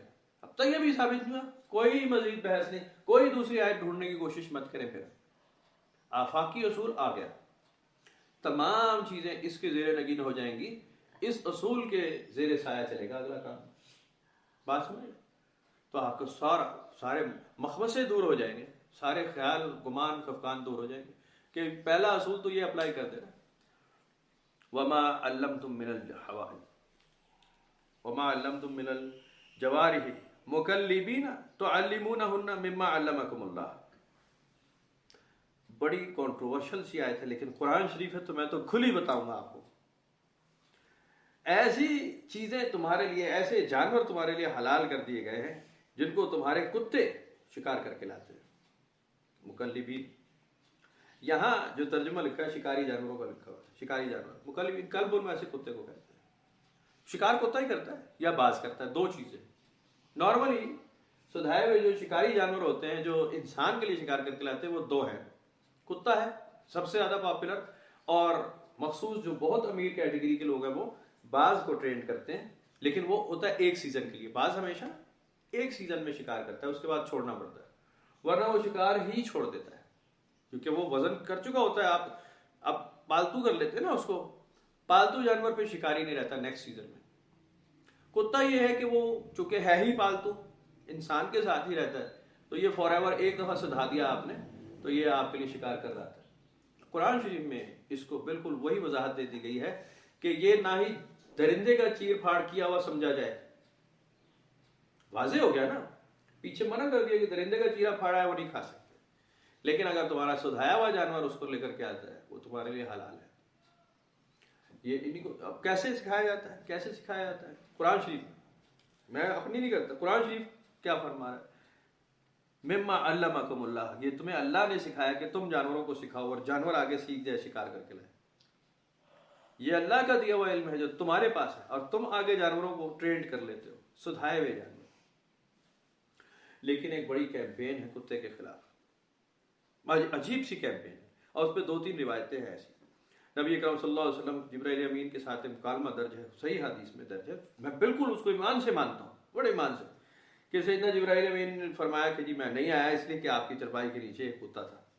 اب میں یہ سمجھنے سے قاصر ہوں کہ چرپائی کس کی تھی. نبی اکرم صلی اللہ علیہ وسلم کی تو چٹائی تھی، باہر چلو چرپائی بھی ہو سکتی ہے، بالکل تھی ایک چرپائی، ہو سکتا وہاں. پھر کیا ہوا؟ پھر آپ نے اس کتے کو ہٹایا، پانی سے جگہ دھو ڈالی، پھر کیا ہوا؟ پھر جبرائیل امین آ گئے، معاملہ ختم ہو گیا نا، رفع دفع ہو گیا. یا وہ کہیں ہن اس جگہ میں آنا ہی کوئی نہیں، ختم ہو گئی گل، بس اخیر ہو گئی ہے، نہیں کوئی چیک بیلنس نہیں. ایک صحیح روایت ہے، صحیح مسلم کی روایت سنا رہا ہوں آپ کو. بہت محبت کرتے تھی دنیا نبی اکرم صلی اللہ علیہ وسلم سے، ظاہر دیوانے تھے بھائی. صحیح حدیثوں میں ذکر ہے، انصار مدینہ کا حدیثوں میں صحیح میں ذکر ہے اور بڑا کمال کا ذکر ہے. کل ہمارا ایک وہ اسکول کا بچہ حدیث سنا رہا تھا، کل جمعہ تھا نا، تو حدیث کا سبق تھا. ایک بچے نے حدیث کہیں سے ڈھونڈ کر لایا، صحیح بخاری کی حدیث. اب وہ کہہ رہے کہ جناب رسالت طواب صلی اللہ علیہ وسلم نے فرمایا کہ جو انصار سے بغض رکھے گا وہ مجھ سے بغض رکھتا ہے، جو انصار سے محبت رکھتا ہے سمجھو مجھ سے محبت رکھتا ہے. انصار مدینہ نہ وہ سید تھے، نہ ہاشمی تھے، نہ تہامی تھے، نہ قریشی تھے. مجھے تو یہی پتا ہے، میں تو یہی سمجھتا ہوں، پتہ نہیں اور شاید غلط سمجھتا ہوں گا، ہو سکتا ہے کہ اہل مدینہ جو تھے وہ ہاشمی تھے اصلی، سید بالکل نہیں تھے. وہ بہت متعدد قبیلوں کے لوگ تھے وہاں، یثرب والے، اور یہ بڑے ہی ناپسندیدہ علاقہ تھا یثرب، بیماریوں وباؤں کا علاقہ، کہ جی یہاں بیمار ہو جاتے لوگ آ کے. مکہ میں صحت تھی، مکہ میں پانی تازہ تھا، دنیا ہاتھ اٹھتی تھی، اگر قیام کرنا آرام کرنا وہ مکہ میں تھا. مدینہ شریف مشہور تھا کہ جی یہ بیماریوں کا علاقہ. وادی بطحان بھی وہاں بہت مشہور ہے آج بھی، میں نے دیکھی بھی ہے، آپ نے بھی دیکھی، جائیے گا دیکھیے، اب تو گراؤنڈ بنا ہوا. بہرحال اتنا ہے نبی کریم صلی اللہ علیہ وسلم کے طریقے. بہرحال بات کیا کر رہا تھا وہ میں بھول گیا، کیا بات کر رہے تھے ہم ابھی؟ نہیں مدینہ شریف کی بیماریوں کی بات کر رہے تھے، لیکن ہم اور کیا بات کرنے لگے تھے؟ ہاں، جانوروں کا ذکر کر رہے تھے. نبی اکرم صلی اللہ علیہ وسلم سے محبت کرنے والے ایسے تھے کہ جب کوئی بچے کی ولادت ہوتی تو دوڑ کر پہلا کام رسالت امام کے حضور پیش کرنا. خواتین آ جاتی پیار سے، نبی اکرم صلی اللہ علیہ وسلم بھی بہت ہی پیار کرتے تھے بچوں سے، تو فوراً بچے کو گود میں لے لینا، بٹھانا، اپنی گود میں لے لینا، پیار محبت کرنی، تھوڑی دیر کھیلنا اور پھر دے دینا، بھائی لے جاؤ. ایک صحابیہ تشریف لائی نبی اکرم صلی اللہ علیہ وسلم کے پاس، ان کے پاس ایک نومولود بچہ تھا کچھ دن کا، اور نبی اکرم صلی اللہ علیہ وسلم کو دکھایا جی بچہ ہوا، بیٹا ہے، لاؤ دکھاؤ. گود میں لے لیا، پیار کیا، آپ نے گود میں رکھ لیا اس کو، تھوڑی دیر میں بچے نے پیشاب کر دیا. یعنی صحیح حدیث کے الفاظ ہیں، وہ صحابیہ فرماتی ہیں کہ میرا تو بالکل رنگ پھک ہو گیا کہ اب آئی کہ آئی وہی، اب فرشتہ نازل ہوا. میری نافرمانی اور میرا بچہ تو کیا کہ رسالت امام صلی اللہ علیہ وسلم کے حضور اتنی بڑی گستاخی ہو گئی، تو اللہ تعالیٰ کو تو بڑا سخت فرمان ہے، اب میرا کیا بنے گا؟ آپ نے فرمایا کوئی بات نہیں، لے جاؤ، بچہ ہے چھوٹا، یہ تو ابھی دودھ پیتا ہے، اس کی وہ ناپاکی تو وہ ہے ہی نہیں، تو بات ہی کچھ اور نہیں، لے جاؤ. لاؤ بھائی ذرا پانی لانا. پانی لیا، آپ نے چھینٹا مارا، ایسے ایسے صاف کیا. اسی لباس میں نبی اکرم صلی اللہ علیہ وسلم نے عصر کی نماز پڑھائی جا کر، تاکہ لوگ دیکھ لیں، غور کر لیں. کپڑے بدلے جا سکتے تھے لیکن آپ نے نہیں بدلے، اسی میں آپ نے مسجد جا کے نماز ادا کروا دی. کہ جی یہ ناپاک نہیں ہوتا. جب دھو دیا ختم ہو گئی بات, دھو دیا ختم ہو گئی بات, کچھ نہیں ہوتا اس سے, کہیں ڈیڈ لاک نہیں لگتا. کوئی چیز ایسی حتمی نجس نہیں ہے کہ دھونے سے بھی نہیں جا رہے, کچھ بھی نہیں ہو رہا. تو نبی اکرم صلی اللہ علیہ وسلم کا طرز عمل ایسا ہی ہے, کوئی ایسی بات, کوئی اس میں چیز نہیں. قرآن شریف میں ایک اور بڑے اچھے الفاظ میں کتے کا ذکر آتا ہے, اصحاب کہف کا کتا. بار بار وہ کہتے ہیں 5 وہ تھے, 6واں ان کا کتا, 6 وہ تھے, 7واں ان کا کتا, 4 تھے, 5واں ان کا کتا. بار بار ساتھ اپنے محبوب ترین بندوں کے ساتھ ان کے کتے کا ذکر ساتھ آ رہا ہے. علماء حضرات نے بڑی ایک گگلی ماری ہے اس میں کہ بس ایک ہی کتا ہوگا جو جنت میں جائے گا, اس کے علاوہ سارے کتے انتہائی کتے ہیں, بہت ہی کتے کے بچے ہیں, جائیں گے. کمال ہو گئی. اب یعنی وہ کتا کے, اب سوال کرنے والا بھی سوال, میں نے یہ خود پڑھا اس لیے بتا رہا ہوں, سوال کرنے والے کا تو کیا کتا وہاں کتا بن کے رہے گا؟ نہیں, وہ انسان بن کے جائے گا. وہ کتا اللہ تعالیٰ کی جب دیکھے گا اللہ مجھے انسان بنا دے, اللہ تعالیٰ کہے گا انسان بن کے کتا اندر چلے گا. یار پتہ نہیں قرآن سے لاتے ہیں, حدیث سے لاتے ہیں, کہاں سے لاتے ہیں. یہ ان کو غیبی واردات ہوتی ہے اصل میں, یہ وہاں سے لاتے ہیں. یہ خود ساختہ ولی اللہ جو ہے نا 2 روپے والے, یہ وہاں سے. جانور کوئی بھی ہو, کل ایک بحث چل رہی تھی, وہ ہمارے ڈاکٹر صاحب ہیں, وہ بہت اچھا آدمی ہے, وہ وائلڈ لائف کا پرانا آفیسر ہے اور وہ ریسرچر ہے, نیٹ پہ بہت ویڈیوز آتی ہیں ان کی, سیانہ آدمی ہے وہ. ایک غلطی ہو گئی, سیانہ آدمی بھی یہاں پاکستان میں آ گیا. اب اس نے کہیں ایک ولاگ لگایا تھا کہ جی سانپوں کو مت ماریں, یہ ہمارے ماحول کو بہت ہی انوائرمنٹ کو بیلنس کرتا ہے اور یہ بہت ساری چیزیں کھاتا ہے, خاص طور پہ جنگلی چوہے, اور یہ اس کا شکار کرتا ہے اور اس کو نہیں مارا جانا چاہیے, یہ فصلیں تباہ کرتا ہے. بھائی نے ڈیٹیل کر دی. نیچے لکھا ہوا کہ جی یہ جھوٹ بکتا ہے, سالہ بدماش ہے. ہمارے رسالت امام صلی اللہ علیہ وسلم نے فرمایا سانپ کو جہاں دیکھو مار ڈالو.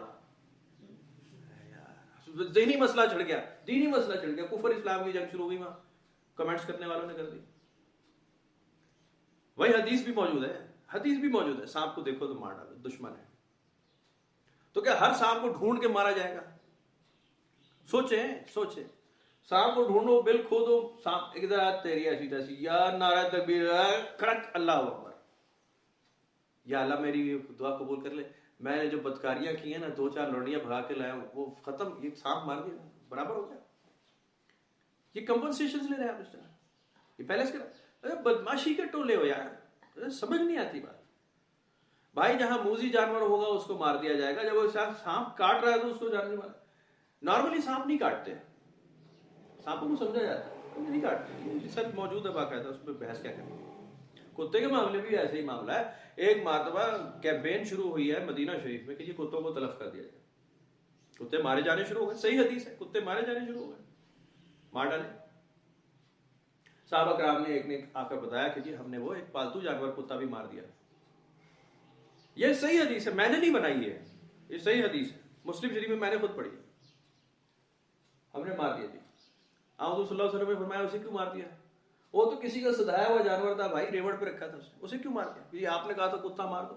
کہا میں نے وہ کتا نہیں کہا تھا یار, میں نے وہ کتا نہیں کہا. میں نے کہا یہ اسٹرے ڈاگز جو ہے نا, یہ جو وبا پھیلا رہے ہیں اور یہ کاٹتے ہیں رات کو لوگوں کو اندھیرے میں, جان لے لیتے ہیں, یہ گروہ بنتا ہے, جان مار ڈالتے ہیں یا کاٹتے ہیں, ریبیز پھیل سکتی ہے.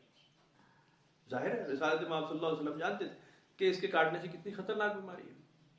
جو سدھایا ہوا جانور ہوتا ہے, جو ٹیمڈ اینیمل ہوتا ہے, اس کو تو کہیں نہیں مارا جاتا. اس کے خلاف اسلام میں کوئی شک نہیں کہ اسے دیکھو اور مار دو. اب جیسے سور ہے, سور حرام کرا, اب کیا مطلب ہے کیمپین شروع کر دیں سور ڈھونڈو اور سور مارو. اگر ایسا ہوگا تو پھر سارے سرکاری ادارے ختم ہو جائیں گے, خالی ہو جائیں گے, کچھ پرائیویٹ ادارے بھی ختم ہو جائیں گے, بڑے بڑے ادارے, بڑے بڑے برج گر جائیں گے. پھر تو اگر آپ نے سور ہی مار دیے پھر کیا بچے گا. ہم جب سروس کرتے تھے راتوں کو ڈیوٹی ہوتی تھی ہماری, پھر رہے ہوتے تھے گاڑیاں ہماری پھر رہی ہوتی تھی, تو ہم آدھی رات کو اسلام آباد میں آپ پھر کے دیکھیں, آپ کو آج بھی پتہ چلے گا کتنے سور پھر رہے ہوتے ہیں. ہاں جانور کی بات کر رہا ہوں, وہ بے شمار ٹولہ بنا ہوتا پھر رہے ہوتے ہیں. ہم نے دیکھے اسی طرح, وہ ایک جا رہی ہے, بیچ میں لائن لگی ہوئی ہے, بچے ہی بچے, اس کے 18-20 بچے ہوتے ہیں ایک کے ساتھ, تو پھر رہے ہوتے ہیں بھائی.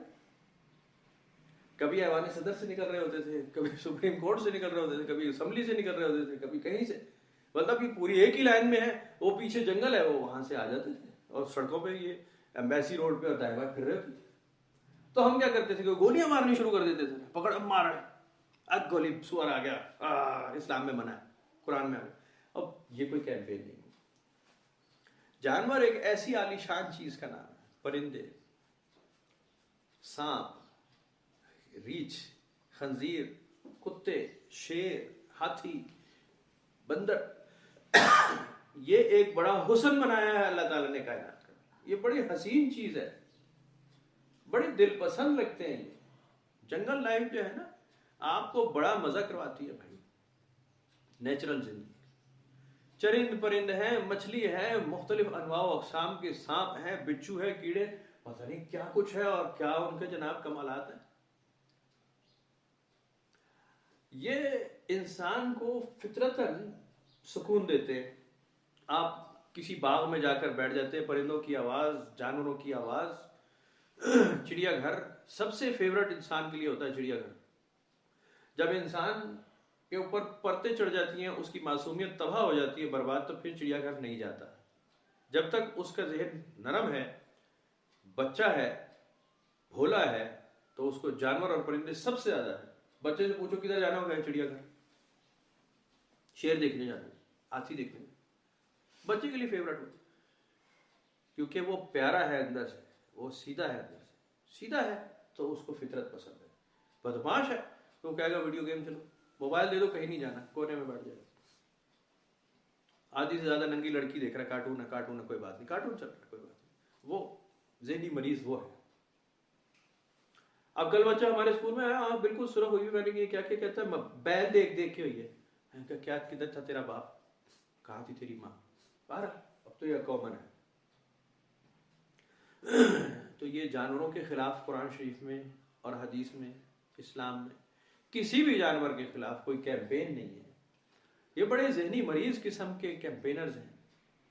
مولوی اس کے خلاف اس لیے ہوا ہے, مولویوں کا گیٹ اپ ہی ایسا ہوتا ہے, سمجھ نہیں آتی. چادریں ماری ہوئی ہیں, صبح کے وقت جا رہے ہیں, خاص طور پہ فجر پڑھنے, عشاء پڑھنے, اندھیرے کا ٹائم ہے, وہ کتوں کا ٹولہ تو ان کو چھوڑتا نہیں, بھاؤ بھاؤ بھاؤ کر کے اڑتے. مسجد جا کے پہلا فتویٰ اس کے خلاف, پتر چین نہیں چھڑنا, کتے نوں مار دو سارا, ایک حدیث کٹ کے لاؤ. کتوں کے خلاف کیمپین شروع. اللہ تعالیٰ رحم کرے. ہمارے ایک دوست ہیں, بات بری کرتے ہیں لیکن عذرائے مذاق بتا رہا ہوں میں, یہ نہیں ویسے ہی بتا رہا ہوں. وہ کتا پال رکھا تھا, تو وہ ان کے پاس کوئی دوست ہے, وہ جماعت کے تھے. انہوں نے کہا کہ جی جس گھر میں کتا ہو وہاں رحمت کا فرشتہ نہیں آتا. کہتے میرے فرشتے ڈرپوک نہیں آ جاتے. اللہ رحم کرے, میں مذاکر بتا رہا ہوں. کہتے میرے فرشتوں کو ڈر نہیں لگتا, وہ ڈرپوک ہوتے ہیں, مجھے نہیں آتے. ہمارے تو آ جاتے ہیں بھائی. وہ کہتے ادھر رکھا ہوا, ادھر سے آ جاتے ہیں. وہ بس دیکھو, اعتراض برا اعتراض ہے نا. آپ کسی کی ذاتی لائف میں جب انگلو شریف کریں گے تو وہ کیا جواب دے گا. میں کھڑا تھا ایک جگہ ٹک شاپ پہ, تو اس وقت میری داڑھی چھوٹی تھی ذرا, اور تھوڑی سی ٹرم بھی کی ہوئی تھی. تو ایک اور صاحب آ گئے, ان کی داڑھی ذرا لمبی تھی. انہوں نے مجھے دیکھ کہا ماشاء اللہ ماشاء اللہ, داڑھی ذرا بڑی کر لو, داڑھی تھوڑی بڑی کر لو, یا آپ یہ ادھر سے کم کراتے ہیں. میں کہا جی نہیں, میں آپ کی داڑھی بالکل کم نہیں کراتا, میں تو آپ کو پہلی دفعہ دیکھا, میں نے آپ کی داڑھی کبھی کم نہیں کرائی. کہہ رہے نہیں, میں تو آپ کی داڑھی کی بات کر رہا ہوں. میں کہا جی میری داڑھی کی بات میں کر لوں گا نا خود, یہ تو میرا بہت ہی ذاتی مسئلہ ہے, بالکل میرے ہی اپنے ذاتی منہ پہ نکلی, یہ میں خود دیکھ لوں گا بھائی, اس کو میں نے چھوٹا کرنا بڑا کرنا. یا آپ میری داڑھی کو اترنے آئیں گے دن میں رات میں, آپ فتویٰ دیں گے اس پہ میرے منہ پہ؟ بھائی آپ فتویٰ دیں اپنے منہ پہ. تو آپ انتہائی ذاتیات میں جب کسی کو پکڑتے ہیں تو رزلٹ بھی یہی آئے گا, اعتراض پیدا ہو. اعتراض سے بچے. جانوروں کے خلاف کوئی کیمپین نہیں ہے. اللہ تعالیٰ کو کتا ناپسند نہیں ہے, اللہ تعالیٰ کو خنزیر ناپسند نہیں ہے, اللہ تعالیٰ کو سانپ ناپسند نہیں ہے, اس کا کوئی پسندیدہ بلی نہیں ہے. وہ کہے جی طوطا میرا بڑا پسندیدہ ہے, مائی فیورٹ پیٹ. اللہ تعالیٰ نے طوطے پال رکھے ہو, چڑیاں پال رکھی, کچھ بھی نہیں, نہ اس نے چڑیاں پال رکھی, نہ سانپ پال رکھے. وہ بے نیاز ذات ہے, ساری مخلوق ہے. میں آپ کو ایک چھوٹی سی روایت سناتا ہوں, پھر اگلی آیت پڑھتے ہیں. غیر مستند روایت ہے, مثال ہے, صرف مثال ہے. سیدنا موسیٰ علیہ السلام سے کئی روایتیں اس طرح کی مروی ہیں. شیطان ان کے راستے میں بیٹھتا اور جملے کستا اور آوازیں کرتا. سیدنا موسیٰ علیہ السلام کان نہ دھرتے، نکل جاتے. ایک دن شیطان نے ان کو بہت تنگ کیا، بہت ہی آوازیں کسے. موسیٰ علیہ السلام کو غصہ ہے، غسیل تو تھے ہی. انہوں نے کہا بڑا موذی، بڑا رذیل، بڑا خبیث، بڑا ملعون، بڑا مردود ہے تو، شرم نہیں آتی تجھے؟ توبہ ہی کر لیتا. کیسا نجس بنایا، کیسا ناپاک، کیسا ملیچ ہے تو، کیسے تنگ کرتا ہے. بہت سخت سست کہا. یہ سالہ سر نے اڑا کے بیٹھ گیا اداس.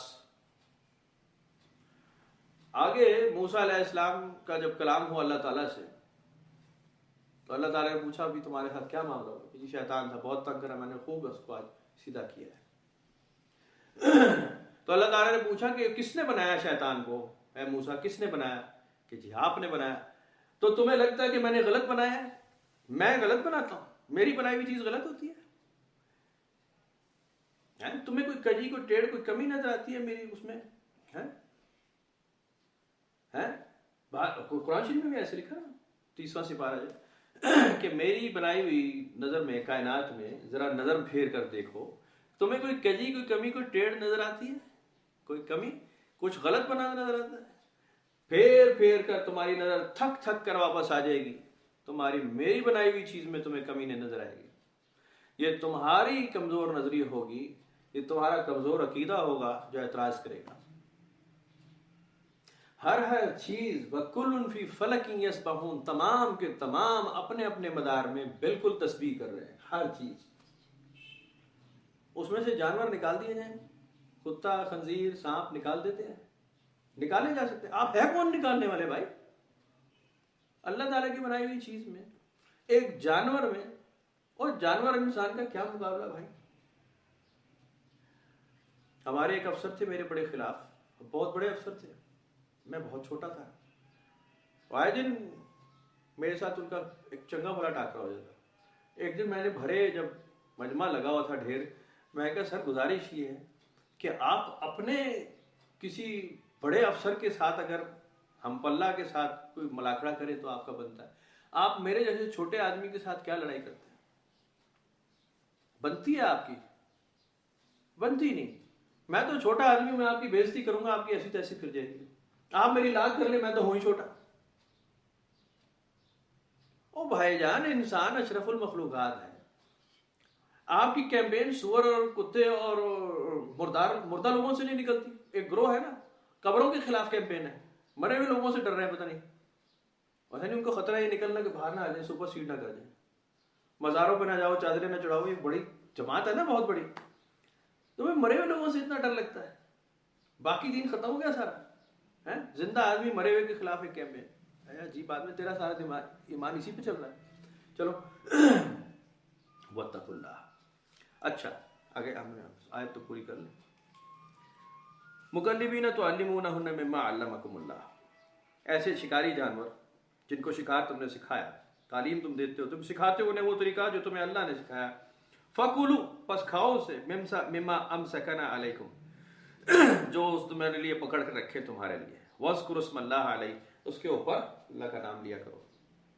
جانور چھوڑتے وقت بھی باز اور کتا، ظاہر ہے اس کے بڑے تیز پنجے اور ناخن ہوتے ہیں، دانت، لگ بھی سکتا ہے، جانور زخمی بھی ہو سکتا ہے. تو اس کو چھوڑتے وقت ہی تکبیر کی جاتی ہے کہ اگر یہ پکڑ لایا اور جانور مار ڈالا لیکن اس میں زخم ہے پراپر، اس کو پرک کر دیا، اس میں بلیڈنگ ہوتی ہے، دیٹ از حلال. دوبارہ قرآن شریف میں تو اس کی بھی شرط نہیں ہے، کھاؤ اس میں سے، اس پہ اللہ کا نام لو. اس پہ ذبیحے کا ذکر بھی آ نہیں ہے، تم ذبیحہ ضرور کر لینا. پیچھے آپ نے کیا پڑھا؟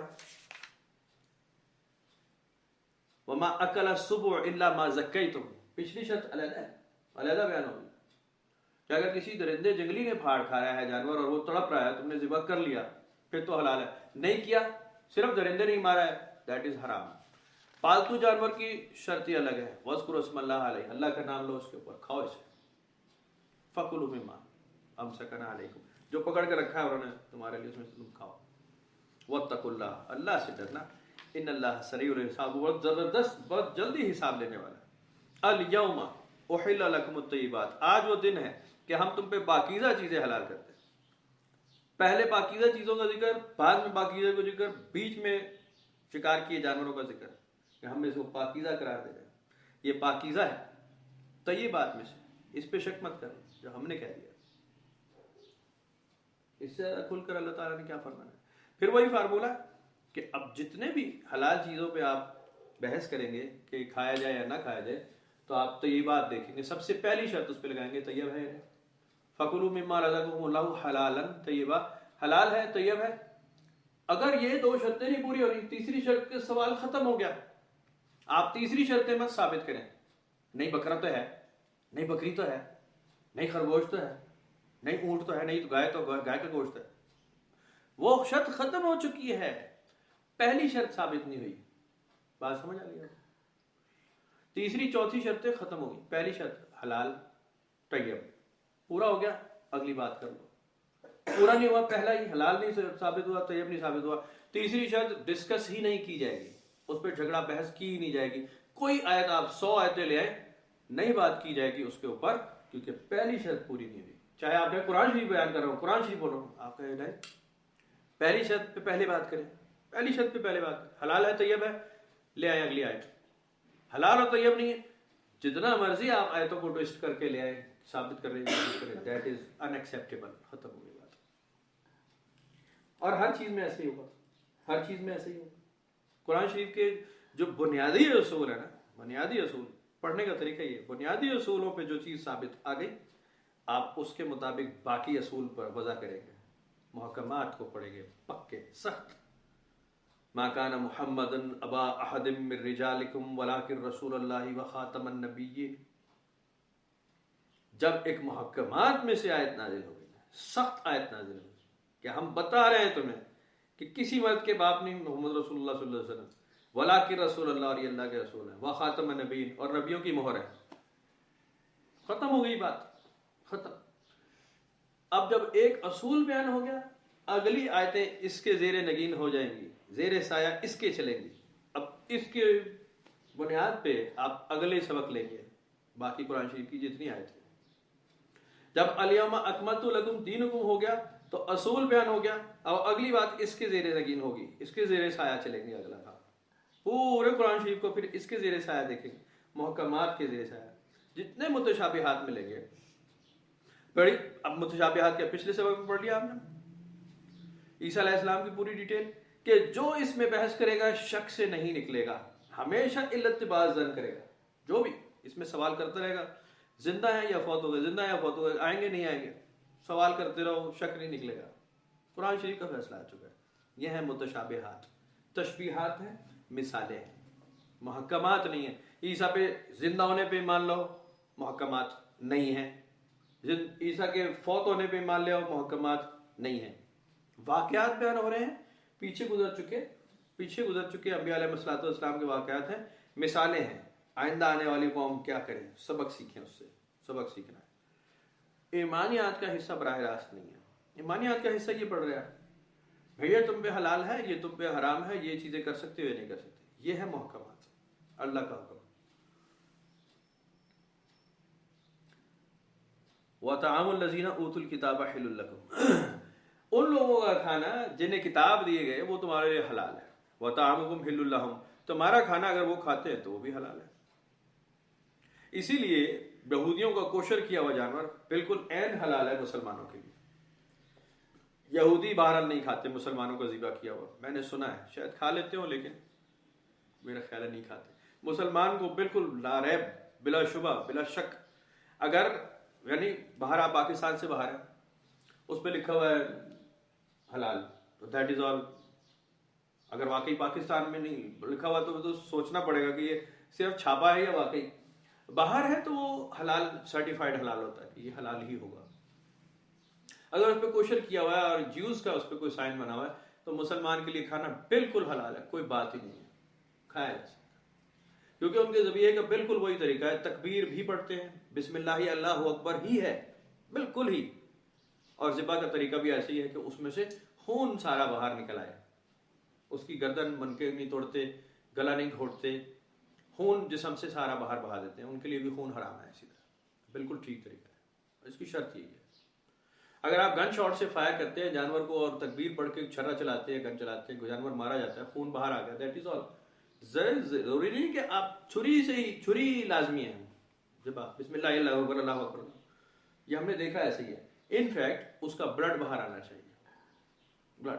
اور اس کے وہ پیچھے کی ہڈی یا پیچھے کی وہ اسپائنل کارڈ کو یا اس کے حرام مغز کو مت توڑا جائے جب تک اس کی جان نکل رہی ہے، تاکہ سارا بلڈ باہر آ جائے. خون جسم سے باہر آ گیا، جانور آپ کا ضائع ہونے سے بچ گیا. بلیڈنگ ہو جائے، سارا خون صاف ہو جائے، کیونکہ اس کے اندر فشار ہے. اس کے اندر یہ ابھی کل میں دیکھ رہا تھا، یہ بڑی آج بھی رواج ہے اس کا. ایدھی امین کو آپ نے سنا ہوگا، تو یہ ان کا پکا رواج تھا کہ یہ اکثر فیسٹ میں، اچھے کھانوں میں، مطلب ایسی ہی دعوت ہو گئی تو انہوں نے 4-5 آدمی ذبح کر لیا، ان کا خون پی رہے بیٹھ کر کے. ایسی کوئی بات ہی دولت دشمن کے علاوہ انہوں نے روگ رکھے ہوئے تھے کہ جی یہ بس ٹھیک ہے، اس کو کھایا جا سکتا ہے. اس کا خون نکال لیا اور وہ زندہ بھی ہے اور تڑپ رہا ہے اور وہ خون. تو یہ اس کے اندر ایک شیطانیت کا عنصر ہے. تو قرآن شریف میں ان چیزوں کو منع کر دیا کہ بربریت جو ہے نا، وحشت، اس کو ختم کریں. جانور آپ ضرور کھائیں گے. آپ کو سوال پیدا ہوا نا، پھر آپ جانور کھاتے کیوں بھائی؟ کھاتے آپ کچھ تو کھائیں گے، ورنہ آپ کہیں کہ جی ہم ویجیٹیرین ہو گئے ہیں، شدھ شاکاہاری. ٹھیک ہے، شدھ شاکاہاری ہو جائے، ختم ہو گئی بات. بالکل ویسے ہی شاکاہاری ہیں ویسے ماساہاری ہیں، کچھ فرق نہیں ہے. کیونکہ شاکاہاریوں میں بھی وہ سبزیاں اور پھل کھا رہے ہیں. سبزی اور پھل بھی لڑکی لڑکا، امی ابا، بہن بھائی، بیٹا بیٹی ہوتے ہیں، فیملی ہوتی ہے پوری ان کی. تو آپ کھا تو وہی رہے ہیں، لیونگ بینگز ہی کھا رہے ہیں. آپ کو وہ پسند آ گیا اس لیے آپ کو برا نہیں لگتا. کل میں ایک مارکیٹ کا سروے دیکھ رہا تھا. انڈیا میں جب وہ جا کے ملتی ہے نا، نیپال کی سرحدیں آگے اوپر کہیں ملتی ہیں، تو وہاں کتے کا گوشت بھی ملتا ہے، خنزیر کا بھی، سانپ بھی، چوہا بھی، بالکل چائنا والا حساب ملتا ہے. وہ ہمیں بہت اور لگتا ہے، لوگ آوازیں نکالتے ہیں، ہو استغفر استغفر. گائے کا گوشت دیکھ کے کوئی تکلیف نہیں ہوتی، بکرے کا گوشت دیکھ کے کوئی کھجلی نہیں ہوتی، مرغی دیکھ کے نہیں، کیونکہ وہ ہمیں پسند آ گیا، اپیلنگ ہو گیا. گوشت ہی ہے نا بھائی جان، جانور ہی ذبح کیا. کیا نہیں کتا ہے خنزیر ہو یہاں پہ آوازیں نکالتے ہو تم سے. میں ویسی بندے بشر کی بات کر رہا ہوں. مذہب اسلام میں تو آپ نے سخت پڑھ لیا نا، سخت پابندی ہے. درندوں کا گوشت حرام کر دیا گیا ہے، چیر پھاڑ کرنے جانوروں کا ہی، ایون چیر پھاڑ جس درندے نے کیا اس جانور کو کھانا بھی حرام کر دیا گیا، کیونکہ وہ اس میں سلائیوا موجود ہوگا، اس کا ظاہر ہے، اور اس کو بد اثرات ہوں گے، مضر اثرات ہوں گے. جنگلی مرغے جب کھائے جاتے ہیں، مطلب پالتو مرغے مرغیاں، گاؤں میں رواج ایسے پھر رہے ہیں، گاؤں میں کھا رہے ہیں، چر رہے ہیں. جب ارادہ ہو جائے نا کہ اس کو ذبح کریں گے تو اس کو پنجرے میں بند کر دیا جاتا ہے 2-3 دن کے لیے، ذبح سے پہلے. پھر اس کو گھر کی خوراک روٹی دی جاتی ہے تاکہ اس میں باہر کے جو اثرات ہیں نا، نالیوں کا پانی پیا ہے یا کچھ کیا ہے، وہ گھر کے ڈھیروں پہ کریدتا رہے، وہ اس کے اثرات سمیلیں ختم ہو جائیں. اب جیسے یہاں میں قربانی کا جانور تیار کیا جاتا ہے تو اس کو خصی کر دیا جاتا ہے بکرے کو، تاکہ اس میں وہ جنسی ترغیب جو ہے نا وہ اس طرف گیا ہی نہ ہو. ورنہ بکرے کی فطرت یہ ہے کہ یہ جیسے ہی جوان ہوتا ہے نا، یہ اپنا پیشاب پیتا رہتا ہے. یہ مطلب فطرت ہے، ایک جانور ہے، یہ اس کی ایک فطرت ہے. وہ کراس کرنا ہوتا ہے اس نے، بکریاں وغیرہ اگر تو اس کے پاس ہے ریوڑ میں تو ٹھیک ہے، ورنہ وہ نارملی جب بیٹھا ہوا تو وہ پیشاب کی چھینٹیں اپنی پیے چلا جا رہا ہے. تو اس کو خصی کر دیا جاتا ہے تاکہ اس میں سے اعضا ختم ہو جائے. اور جو نہیں خصی ہوتے انہیں کہا جاتا ہے بو بکرا. جب وہ ذبح کیا جاتا ہے تو اس میں اسمیل ہوتی ہے، وہ کھایا نہیں جا سکتا، بڑی آڈ اسمیل ہوتی ہے اس کی، اس لیے پسند نہیں ہوتا. وہ سمجھ لیں، بریڈر بکرے جو ہیں نا ان کو کھائیں، آپ کو مزہ نہیں آئے گا، ان کا ذائقہ ٹھیک نہیں. مطلب تو یہ بات میں شرائط آگے سب کیٹیگرائز کی گئی ہیں. بہر وہ قرآن شریف میں نہیں ہے لیکن اخلاقیات میں ہے. وَطَعَامُكُمْ حِلٌّ لَّهُمْ، تمہارا کھانا ان کے لیے حلال ہے. وَالْمُحْصَنَاتُ مِنَ الْمُؤْمِنَاتِ، ایسی پاک دامن عورتیں جو مومنین میں سے، مومنین کی عورتیں پہلی بات پاک دامن ہوں، ان سے شادی. جو 10 جگہ آئی لو یو 2 کر رہی ہے، اس کے پاک دامنی کو بھی سوال ہو جائے گا نا، ٹھیک ٹھاک ہو جائے گا نا، ٹھیک ٹھاک. پاک دامنی تو پہلے کرے. بدکار مرد بدکار عورت سے ہی شادی کرے گا، نیکوکار مرد نیکوکار عورت سے ہی شادی کرے گا. قرآن شریف میں اصول بیان ہو گئے. اس کی تفصیل بہت لمبی ہے, کہیں اور بات نکل جائے گی, میں ایک ویسی عرض کروں. محسنات میں سے ہو, پاک دامن ہو, راست باز عورت ہو, مومنات میں سے ہو, ٹھیک ہے, کر لو شادی. والمحسنات, پاک دامن عورت ہے لیکن اہل کتاب میں سے ہے, کر لو شادی. ابھی سوال بھی پچھلے دنوں میں چل رہا تھا نا باہر کا, کہ جی ہمیں کرسچن یا جیوز سے شادی ہم کر سکتے ہیں. تو انہوں نے کہا جی اگر محسنات میں سے تو کر سکتے ہیں, محسنات میں سے ہے. وہ تو سارے زمانہ تو اس کی ٹانگیں جھانک رہا ہے, شرابیں وہ پی رہی, خنزیر کا گوشت وہ کھا رہی ہے, کلبوں میں ڈانس وہ کر چکی ہے, محسنات میں سے ہے. پتہ نہیں 400 بوائے فرینڈ پیچھے چھوڑ کے 401واں تو ہے, محسنات میں سے.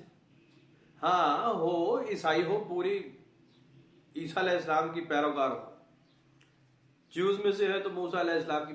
جیوز بڑے باپردہ لوگ ہوتے ہیں, پتہ ہے آپ کو. ہاں ان کی عورتیں اپنا جسم نہیں دکھا سکتی, بالکل سخت ڈھکا ہوتا ہے انہوں نے. آپ کو ایسا لگے گا تبلیغی جماعت کی کوئی خواتین پھر رہی ہے. مرد ننگے سر نہیں پھر سکتا, یہودیوں کا سر کو ڈھانپ کر رہے گا. خاص طور پہ ہبرون وغیرہ میں جائیں, الخلیل میں جائیں, یروشلم میں جائیں, تو سخت پابندی ہے بھائی جان. سر کے بغیر ننگے سر تو وہاں کسی کو, ٹورسٹ کو نہیں جانے دیتے. وہ کوئی ہندو ہو یا عیسائی ہو یا مسلمان, ننگے سر نہیں جائے گا, سر کو ڈھانپ کر جائے گا. عورتیں اگر وہ انہوں نے کوئی شارٹس پہنے ہیں, اسکرٹس کو کہتے ہیں آپ ادھر سے آگے نہیں جائیں گے, پورے کپڑے پہنو پھر جائیں وزٹ کریں, بازو نظر نہ آئے آپ کے. یہ ہوتی ہے تو بڑے پردے کے پابند ہیں. تو اگر محسنات میں سے تو بسم اللہ کر لیں. اگر محسنات تو ثابت کرو. قرآن شریف میں یہ نہیں ہے کہ جی اہل کتاب سے شادی جائز ہے, نہ, محسنات اہل کتاب سے شادی جائز ہے بھائی جان. یہ الگ بات ہے کہ محسنات مومنات کی بھی بات ہوئی, وہاں بھی شرط ہی ہے. دوسری طرف بھی اسلام میں مسلمان ہو تو اس کا بھی محسنات میں سے ہونا ضروری ہے. لیکن ہم اس کے فیصلے نہیں کرتے, میں اور آپ فیصلہ نہیں کرتے. ظاہری طور پہ ایک انکوائری کرتے ہیں کہ جی بچی گھر میں کسی کی موجود ہے, ریپوٹیشن ٹھیک ہے تو ٹھیک ہے, ختم ہو گئی. کوریز نہیں کرتے آپ, کوریز نہیں کرتے. پتہ نہیں کس کا ماضی کیسا ہے, میں اس کی بات نہیں کر رہا.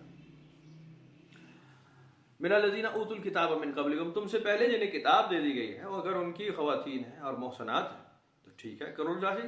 اذا آتیتموہن اجورہن, یہ بہت زبردست شرط ہے, اور یہ قرآن شریف کا فارمولہ ہے بڑا سخت. آتیتموہن اجورہن, ان کے حق مہر انہیں دے دو گے تو جائز ہے تمہارے لیے. حق مہر کس سٹیج پہ دیا جاتا ہے؟ جب آپ نکاح کرتے ہیں. نکاح کیا ہے؟ اگلی بات سننے. محسنین غیر مسافحین, پاک باز بنتے ہوئے, نہ کہ بدکاری کے لیے کہ جی بڑی ٹیٹ پیس ہے تو میں اس کو ذرا قابو کر لوں. یہ ہو گیا تو بھائی جان آپ کی نیت پہ اللہ تعالیٰ کو پتا ہے آپ کی نیت کیا جا رہی ہے. ولا متخذی اخزان, ڈھکے چھپے نہیں ہو سکتی دوستی. نکاح کی ساری شرائط آ گئی اس میں, بالکل نکاح کی شرائط آ گئی. حق مہر تو علل اعلان کرو, پاک بازی کے لیے کرو. یہ اصول بیان ہوئے قرآن شریف میں. اس کے علاوہ کوئی جنسی اختلاط کسی خاتون سے نہیں ہو سکتا, چاہے وہ او ما ملکت ایمانکم میں سے لے لیں, چاہے وہ ابڈکٹڈ, یا وہ دوسری ابڈکٹڈ کہہ رہا ہوں جو جنگ میں آئی ہیں, فتوحات کے بعد آپ کے علاقوں میں لے کر کے آئے. اب کیوں لے کر کے آئے؟ جنگ ہوئی ہے, عورتیں وہاں سے اٹھا کر لے آئے اپنے علاقے میں, آپ کیوں لے کر آئے؟ وہی رہنے دیں, پھر کیا ہوتا؟ بھائی جنگ ہوئی ہے وہاں, تو ان کے مرد تو سنبھالنے والے تو مارے جا چکے ہیں, وہ تو قتل ہو گئے, لڑ گئے, کچھ آپ کے مارے گئے, کچھ ان کے مارے گئے. یہ جو ویکنٹ ہو گئی ہیں بالکل ویگا باؤنڈ پھریں گی. اگر یہ آپ چھوڑ آئیں گے وہیں پر کہ جی ہم نے تو اپنا اسلامی جہاد کر لیا بھائی, بس اب تم جانو تمہارے بچے جا رہے ہیں, 6 بچے تیرے شوہر کو تو ہم نے شہید کر دیا, مار دیا, قتل کر دیا. عورت بیٹھی رہے یہیں, 2 4 5 بیویاں اس کی, اس کا کیا کریں گے؟ آپ انہیں لے کر آئیں گے, ذمہ دار آپ ہیں, پھر آپ انہیں کھلائیں گے, پلائیں گے, عزت دیں گے, ان کے بچوں کی پرورش کریں گے, یہ آپ کریں گے. وہ عورتیں اس لیے لائی جاتی تھی, ان کو نگاہ میں لیا جاتا تھا ان کی مرضی سے. قرآن میں لکھا ان کی مرضی ہو تو, زبردستی کا ذکر نہیں, بدکاری کا ذکر نہیں, پاک بازی کی شرط لگا دی, حق مہر کی شرط لگا دی, خفیہ دوستی نہیں بنائی جا سکتی, شرط لگا دی, سخت فیصلہ ہو گیا. دوسری کسی کنڈیشن میں عورت کے قریب نہیں جا سکتے, حق مہر طے ہوگا. اللہ اعلان ہوگا، پاک باز ہوں گے، راست باز ہوں گے، بالکل ٹھیک ہوں گے. یہ شرائط ہے، ورنہ آپ کا نکاح نہیں ہوا. ڈھک چھپ کے کوئی نکاح نہیں کہ جی وہ ایجاب و قبول مرد عورت کرے. میں اللہ نو حاضر نہ جان کے کہنا تو میری اج تو میں تینوں اپنی بیوی ماننا، تو وہ کہے میں تینوں اپنا شوہر ماننی ہے. بالکل نہیں ہوا. یہ کہے چلو میرا دوست بیٹھا ہے، چلو اس کے یہ گواہ ہے جی ہمارا، وہ کہے میری سہیلی بیٹھی گواہ، نہ پا جانا. باقاعدہ حدیث میں اس کا ذکر ہے کہ جی کوئی گانے بجانے والیاں نہیں، کوئی ڈھول تماشا باجا نہیں ہوا کہ پتہ چلتا شادی تھی. حلال اور حرام شادی کا فرق رسول اللہ صلی اللہ علیہ وسلم نے بتایا کہ دونوں میں ڈھول باجے کا فرق ہے. ایک میں اعلان کیا جاتا ہے، ڈھول باجا بجایا جاتا ہے، پتہ لگتا ہے یہاں شادی ہو رہی ہے، اور ایک میں نہیں ہوتا.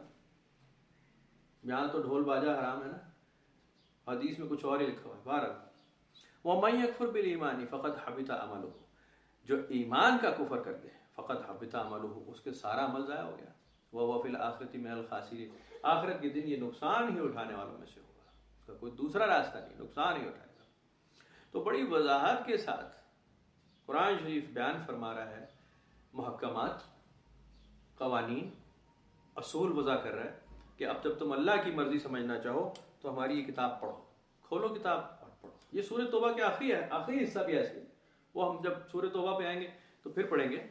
آخری حصہ ایسے ہے کہ اب کیا ہوگا. ایسا تو ہو نہیں سکتا کہ سارے ہی مومنین ہو جائیں اور سارے ہی جناب علی برگزیدہ اور سارے ہی جناب علی عالم دین ہو جائیں، ایسا. تو اب اٹھاؤ اپنی کتاب، اس کو رائج کرو، تمہارے پاس کتاب آ چکی ہے، اس کو پڑھو، اس پہ عمل کرنا تمہارے اوپر لازمی. کتاب اٹھانی پڑے گی، کتاب سمجھو. اگر آپ نیک نیتی سے کتاب اٹھائیں گے اللہ کی، بالکل صدق کے دل سے اٹھائیں گے، کوئی بدماشی، کوئی چودراہٹ نہیں ہوگی، کوئی علامہ گیری ثابت نہیں کرتی، تو آپ کو کتاب بالکل ٹھیک جواب دے گی، بالکل ٹھیک. بڑا اصولی، ہر ایک کے لیے اپیلنگ ہو جائے گا، وہ اس پہ اعتراض نہیں کیا جا سکتا. آپ اس کے اصول اور ضابطے بالکل ٹھیک رکھیں، آپ ترتیب ٹھیک رکھیں. اللہ کا ایک ہونا ثابت ہے، اس پہ کسی دلیل کی ضرورت نہیں ہوگی. قل هو اللہ احد اللہ الصمد لم یلد ولم یولد ولم یکن له کفوا احد. اصول بیان ہو گیا. اللہ ایک ہے، وہ بے نیاز ہے، باپ اور بیٹا کو کوئی لینا دینا نہیں کہ نہ کسی کا باپ ہے نہ بیٹا. اصول واضح ہو گیا. اس پہ اب کوئی دوسری ڈسکشن نہیں ہوگی کہ اللہ تعالیٰ کی بیٹیاں ہیں، اللہ تعالیٰ کے پوتے ہیں، نواسیاں ہیں، فیملی ہے، ہولی فیملی ہے. بات ختم ہو گئی، اصول واضح ہو چکا ہے. اب جتنا قرآن شریف پڑھیں گے آپ اللہ احد کے اوپر پڑھیں گے، لم یلد ولم یولد کے اوپر پڑھیں گے، اصول واضح ہو چکا ہے. اب اس کے اوپر جتنی مرضی آپ آیتوں کو یا روایتوں کو ٹوسٹ کرنا چاہیں اس پہ کوئی بحث نہیں ہوگی. بحث کریں ہی مت، چھوڑ دیں اس کو. کیا جی ہمیں آپ کو دور سے آپ کے ساتھ سلام ہے، ہم نے آپ سے کوئی بات نہیں کرنی. پہلے اصول کو آپ نہیں مان رہے، ہم کسی دوسرے اصول کو سننے کو تیار نہیں ہیں. پہلے اصول پہ آ جائیں، میں بھی اور آپ بھی، اس کے اوپر بات ہوگی. پہلا اصول غلط ثابت ہو جائے کہ ٹھیک نہیں تھا، پھر آ جائیں دوسری طرف. پہلا اصول ہی اگر اتنا پکا اور مضبوط ہے بھائی صاحب، اس کے مطابق ہی بات چلے گی. محکمات آ گئے، آج آپ نے سارے محکمات پڑھ لی. اللہ تعالیٰ اس کے اندر سخت، بالکل زبردست مضبوط بیان فرما رہا ہے کہ جیسا میں چاہتا ہوں میں حکم فرماتا ہوں، جیسے میری مرضی ہو. بالکل ختم ہو جاتی ہے. آپ اللہ کی مرضی کو چیلنج نہیں کر سکتے. اصول واضح ہو گیا، آگے چلیں، آگے لے چلیں، آگے بڑھیں. اگر یہاں سے کوئی کجی کمی ہوتی کہ جی ہم ایک ایسے جانور کا ذکر، میں مثال دے رہا ہوں قرآن شریف میں نہیں، میں ایک ویسی بات کہ ہم ایک ایسے جانور کا ذکر کر رہے ہیں کہ جو چرتا بھی ہے اور انڈے بھی دیتا ہے اور اڑتا بھی ہے اور تیرتا بھی ہے اور ڈوبتا بھی ہے اور ہوا میں بھی ہے اور زمین پہ بھی ہے اور آسمان پہ بھی ہے، حرام کا بھی پتہ نہیں چل رہا، حلال کا بھی ہے. ابو جو تو جانے. کوئی ایسی آیت ہے قرآن شریف میں؟ ایسی کوئی آیت ہے قرآن شریف میں؟ جی نہیں. بڑی واضح ہے، بڑی واضح آیات ہے، بالکل کھلی، کوئی ٹویسٹنگ نہیں، کوئی سوال جواب نہیں، کوئی مخمسے نہیں. محکمات میں تو بالکل ہی کھلا بات ہے نا بھائی صاحب. اس میں تو کوئی بہام ہی نہیں ہے، اس میں تو کوئی رکاوٹ ہی نہیں، سیدھی ماننی ہے. انسان کا کام ہے اطاعت کرنا. ایمان پورا ہو گیا. الیوم اکملت لکم دینکم، آج میں دین تمہارے لیے پورا کر رہا ہوں. واتممت علیکم نعمتی، میں نعمت تمہارے لیے پورا کر رہا ہوں. ورضیت لکم اسلام دینا، میں تمہارے پسند کیا اسلام کو اپنا دین بناؤ. ختم ہو گئی بات. اور قرآن شریف میں اس کے علاوہ اس کی تصدیق کے لیے اور آیت موجود ہے کہ ایک تمام انبیاء علیہ الصلوۃ والسلام ایک ہی دین پر تھے. ابراہیم علیہ السلام بھی دین حنیف پر تھے اور وہ مسلم تھے, ٹھیک ہے, فرما بردار تھے. وَنَبِيًّا مِنَ الصَّالِحِينَ, کئی انبیاء علیہ الصلوۃ والسلام کے آ گیا, صالحین میں سے تھے یہ نبی. ختم. ایک ہی درس لے کر آ رہے ہیں, ایک ہی درس. یہ ہے دین. بات سمجھ رہے, یہ کیا ہے؟ دین ہے, بنیادی اخلاقیات. اللہ ایک ہے, قیامت آئے گی, مخلوق کو تنگ نہیں کرنا, بنیادی اخلاقیات, دین یہ ہے. اب آ جاتی ہے چوتھی چیز, رسالت. رسالت کیا ہے؟ شریعت ہے. شریعت جو بیان ہوئی ہے, اصول کس قوم پہ کون سے مسائل آئے اور اس وقت کے نبی رسول نے ان کو کیا بات بتائی, وہ ہے شریعت, جس پہ آ جاتی ہے رسالت. وقت کے رسول نبی ان کو بتاتے ہیں کہ تمہارے جو مسائل چل رہے ہیں اس پہ اللہ تعالیٰ یہ حکم فرما رہا ہے. مکالمہ قرآن شریف میں کئی بار آ گیا نا, صالح علیہ السلام سے سوال کیے جا رہے ہیں, شعیب علیہ السلام لوگوں کو بتا رہے ہیں, موسیٰ علیہ السلام لوگوں کو بتا رہے ہیں, نبی اکرم صلی اللہ علیہ وسلم لوگوں کو بتا رہے ہیں, بار بار قرآن شریف میں آ رہا ہے. یہ ہے شریعت کا حصہ, لا اینڈ آرڈرس. شرع کیا ہے؟ شرع کا اصل مطلب ہے اردو میں لے تو قانون, لا اینڈ آرڈر شریعت ہے. دو چیزیں, دین ہے, شریعت ہے. دین آپ کا نہیں بدلتا, وہ ایک ہی ہے, دین حنیف ہے, اسلام ہے. وَرَضِيتُ لَكُمْ ہے اسلام مدینہ, جو اللہ تعالیٰ نے پسند کر لیا, اینڈ فطرت. شریعت میں سرکمسٹینسز ہیں, سرکمسٹینسز علاقائی سرکمسٹینسز ہیں, حالات واقعات ہیں. قوم میں عیب کون سا زیادہ پنپ رہا ہے, اس کے اوپر جو بات ہو رہی ہے اسے ہم کہتے ہیں شریعت. اس شریعت کو سمجھنے کے لیے آپ کو اپنے نبی کی سنت دیکھنی ہوتی ہے. موسیٰ علیہ السلام اپنی سنت کے مطابق کیا کر رہے ہیں, جو شرعی مسئلہ پیدا ہو رہا ہے موسیٰ علیہ السلام کیا کر رہے ہیں, اس میں کیا ایکشن لے رہے ہیں, کون سے نئے قوانین وضع کیے جا رہے ہیں. عیسیٰ علیہ السلام اپنی قوم پہ شریعت کون سی نافذ کر رہے ہیں, نماز پڑھ کر دکھا رہے ہیں یا عبادت کو کوئی طریقہ رائج کر کے دے رہے ہیں. اگر دے رہے ہوں, آپ کی کتاب میں لکھا ہو تو آپ دکھا دیں, قُلْ هَاتُوا بُرْهَانَكُمْ إِن كُنتُمْ صَادِقِينَ. موسیٰ علیہ السلام کی عبادت کا طریقہ آج کا یہودی بتا دے کہ موسیٰ علیہ السلام کو ہم نے ایسے نماز پڑھتے دیکھا, ایسے عبادت کرتے دیکھا, دکھایا. تالمود میں ہوگی, ٹھیک ہے, لیکن آپ عیسیٰ علیہ السلام کا کہ عیسیٰ علیہ السلام کی جو سروسز ہیں, چرچ ہے, گھنٹہ ہے, یہ اتوار کا دن کہاں ہے, بائبل میں آج کی دکھایا کدھر, پھر آپ اسے فالو کر رہے ہیں. آپ کے پاس شریعت موجود ہی نہیں ہے, آپ کے پاس دین موجود ہے, عیسیٰ علیہ السلام کا بتایا ہوا دین ہے, موجود ہے, لیکن غیر شریعت کے آپ اس پہ عمل کر نہیں سکتے. آپ کے پاس بھی اگر شریعت موجود نہیں ہے, صرف دین کی بات ہے, وَأَقِیمُوا الصَّلَاةَ, ٹھیک ہے, وَآتُوا الزَّکَاةَ وَأَقْرِضُوا اللَّهَ قَرْضًا حَسَنًا. اب کرو نماز قائم, دے دو زکات, اللہ کو قرض حسنہ دیتے رہو. کیسے؟ ہاں حکم, شریعت آ جائے گی, سیرت طیبہ آ جائے گی, نبی پاک صلی اللہ علیہ وسلم کی حیات طیبہ دیکھنی پڑے گی, آپ نے کیسے کیا ہے, اس کے عمر آیت نازل ہوئی ہے, آپ نے کیا کیا ہے, براہ راست فرسٹ ہینڈ نالج کیا ہے, آپ سرکار صلی اللہ علیہ وسلم کیا کر رہے ہیں, صحابہ کرام کیا کر رہے ہیں, آپ کی کیا تعلیم ہے. نہیں پتا, نہیں کر سکتے, نہیں مانتے, نہیں کر سکتے. کچھ کو نہیں پتا, ٹھیک ہے, وہ پتا چل جائے گا. کچھ ہے جنہیں پتا ہے, نہیں مانتے, ختم ہو گئی یہ بات. پھر بات ختم ہو گئی. قرآن شریف میں مثال دے رہا ہوں, قرآن شریف سے سورہ توبہ کے اندر جہاد کا ذکر ہوتا ہے کہ ہم نے انہیں جہاد کا کہا ہے. نبی صلی اللہ علیہ وسلم انہوں نے دیکھا کہ آپ اور آپ کے صحابی نکل رہے ہیں جہاد کے لیے. آپ نے کہا نکل آئے, یہ خبیث نہیں نکلے, جملے کسے ہیں, حکمت کی باتیں بتا رہے ہیں لوگوں کو, بڑا نقصان ہو جائے گا, بڑا خطرہ ہے, دشمن بڑھ سکتا ہے, مت جاؤ. یہ کہہ رہے آپ کی شریعت پہ عمل نہیں کر رہے, سنت کی پیروی نہیں کر رہے. یہ کہہ رہے ہیں کہ جہاد فرض ہے, لیکن اس وقت فرض نہیں ہے. کہہ رہے اس وقت مت نکلو جہاد پہ. جہاد کا انکار نہیں کر رہے براہ راست, شریعت کا اور سنت کا انکار کر رہے. تو ان کے بارے میں وعید بھی سن لو, کتنے سخت الفاظ ہیں, کتنے سخت الفاظ ہیں. سورہ توبہ تو بھری پڑی نا ساری. یہ ہے شریعت اور سنت کے انکاری, جس کے بارے میں اتنی سخت الفاظ اللہ تعالیٰ فرما رہا ہے کہ یہ دین کے براہ راست انکاری نہیں ہے. یہ کہہ رہے ہیں اللہ ایک ہے, یہ بڑی نمازیں پڑھتے ہیں, یہ پیسہ بھی دیتے ہیں, لیکن آپ ان سے کچھ وصول نہ کریں, کچھ وصول نہیں ہوگا ان سے, ان کی کوئی چیز. اگر اب یہ کہیں جہاد پہ چلنا ہے, انہیں کہو جہاد پہ بھی ہم تمہیں آئندہ لے کر نہیں جائیں گے, تو علیحدہ. قرآن شریف میں بیان ہو گیا. کس وجہ سے؟ کہ یہ سنت رسول کو صلی اللہ علیہ وسلم کو دیکھ رہے ہیں کہ آپ نے ایک آیت نازل ہوئی, کیسے پیروی کی جا رہی ہے, لیکن یہ اس پیروی کے بجائے کچھ اور کر رہے ہیں، رسول اللہ کی پیروی نہیں کر رہے۔ انہوں نے دیکھا کہ سرکار دو عالم صلی اللہ علیہ وسلم خود تلوار باندھ کر نکل آئے، صحابہ کرام کھڑے ہو گئے، دشمن کا مقابلہ کر رہے، سامنے آ گئے، یہ کہہ رہے نہیں دشمن تو بڑا ٹاٹا ہے جی، پائے سے سائڈ دے ہو جاؤ نہیں تو مارے جاؤ گے، وہ تو جان سے مار دے گا، یہ بدماشیاں کرتے۔ یہ ہے سنت کے انکاری لوگ، یہ رسالت کے انکاری، نبی اکرم صلی اللہ علیہ وسلم کی سنت سیرت طیبہ کے انکاری ہیں، جس کا اس میں ذکر آ رہا ہے۔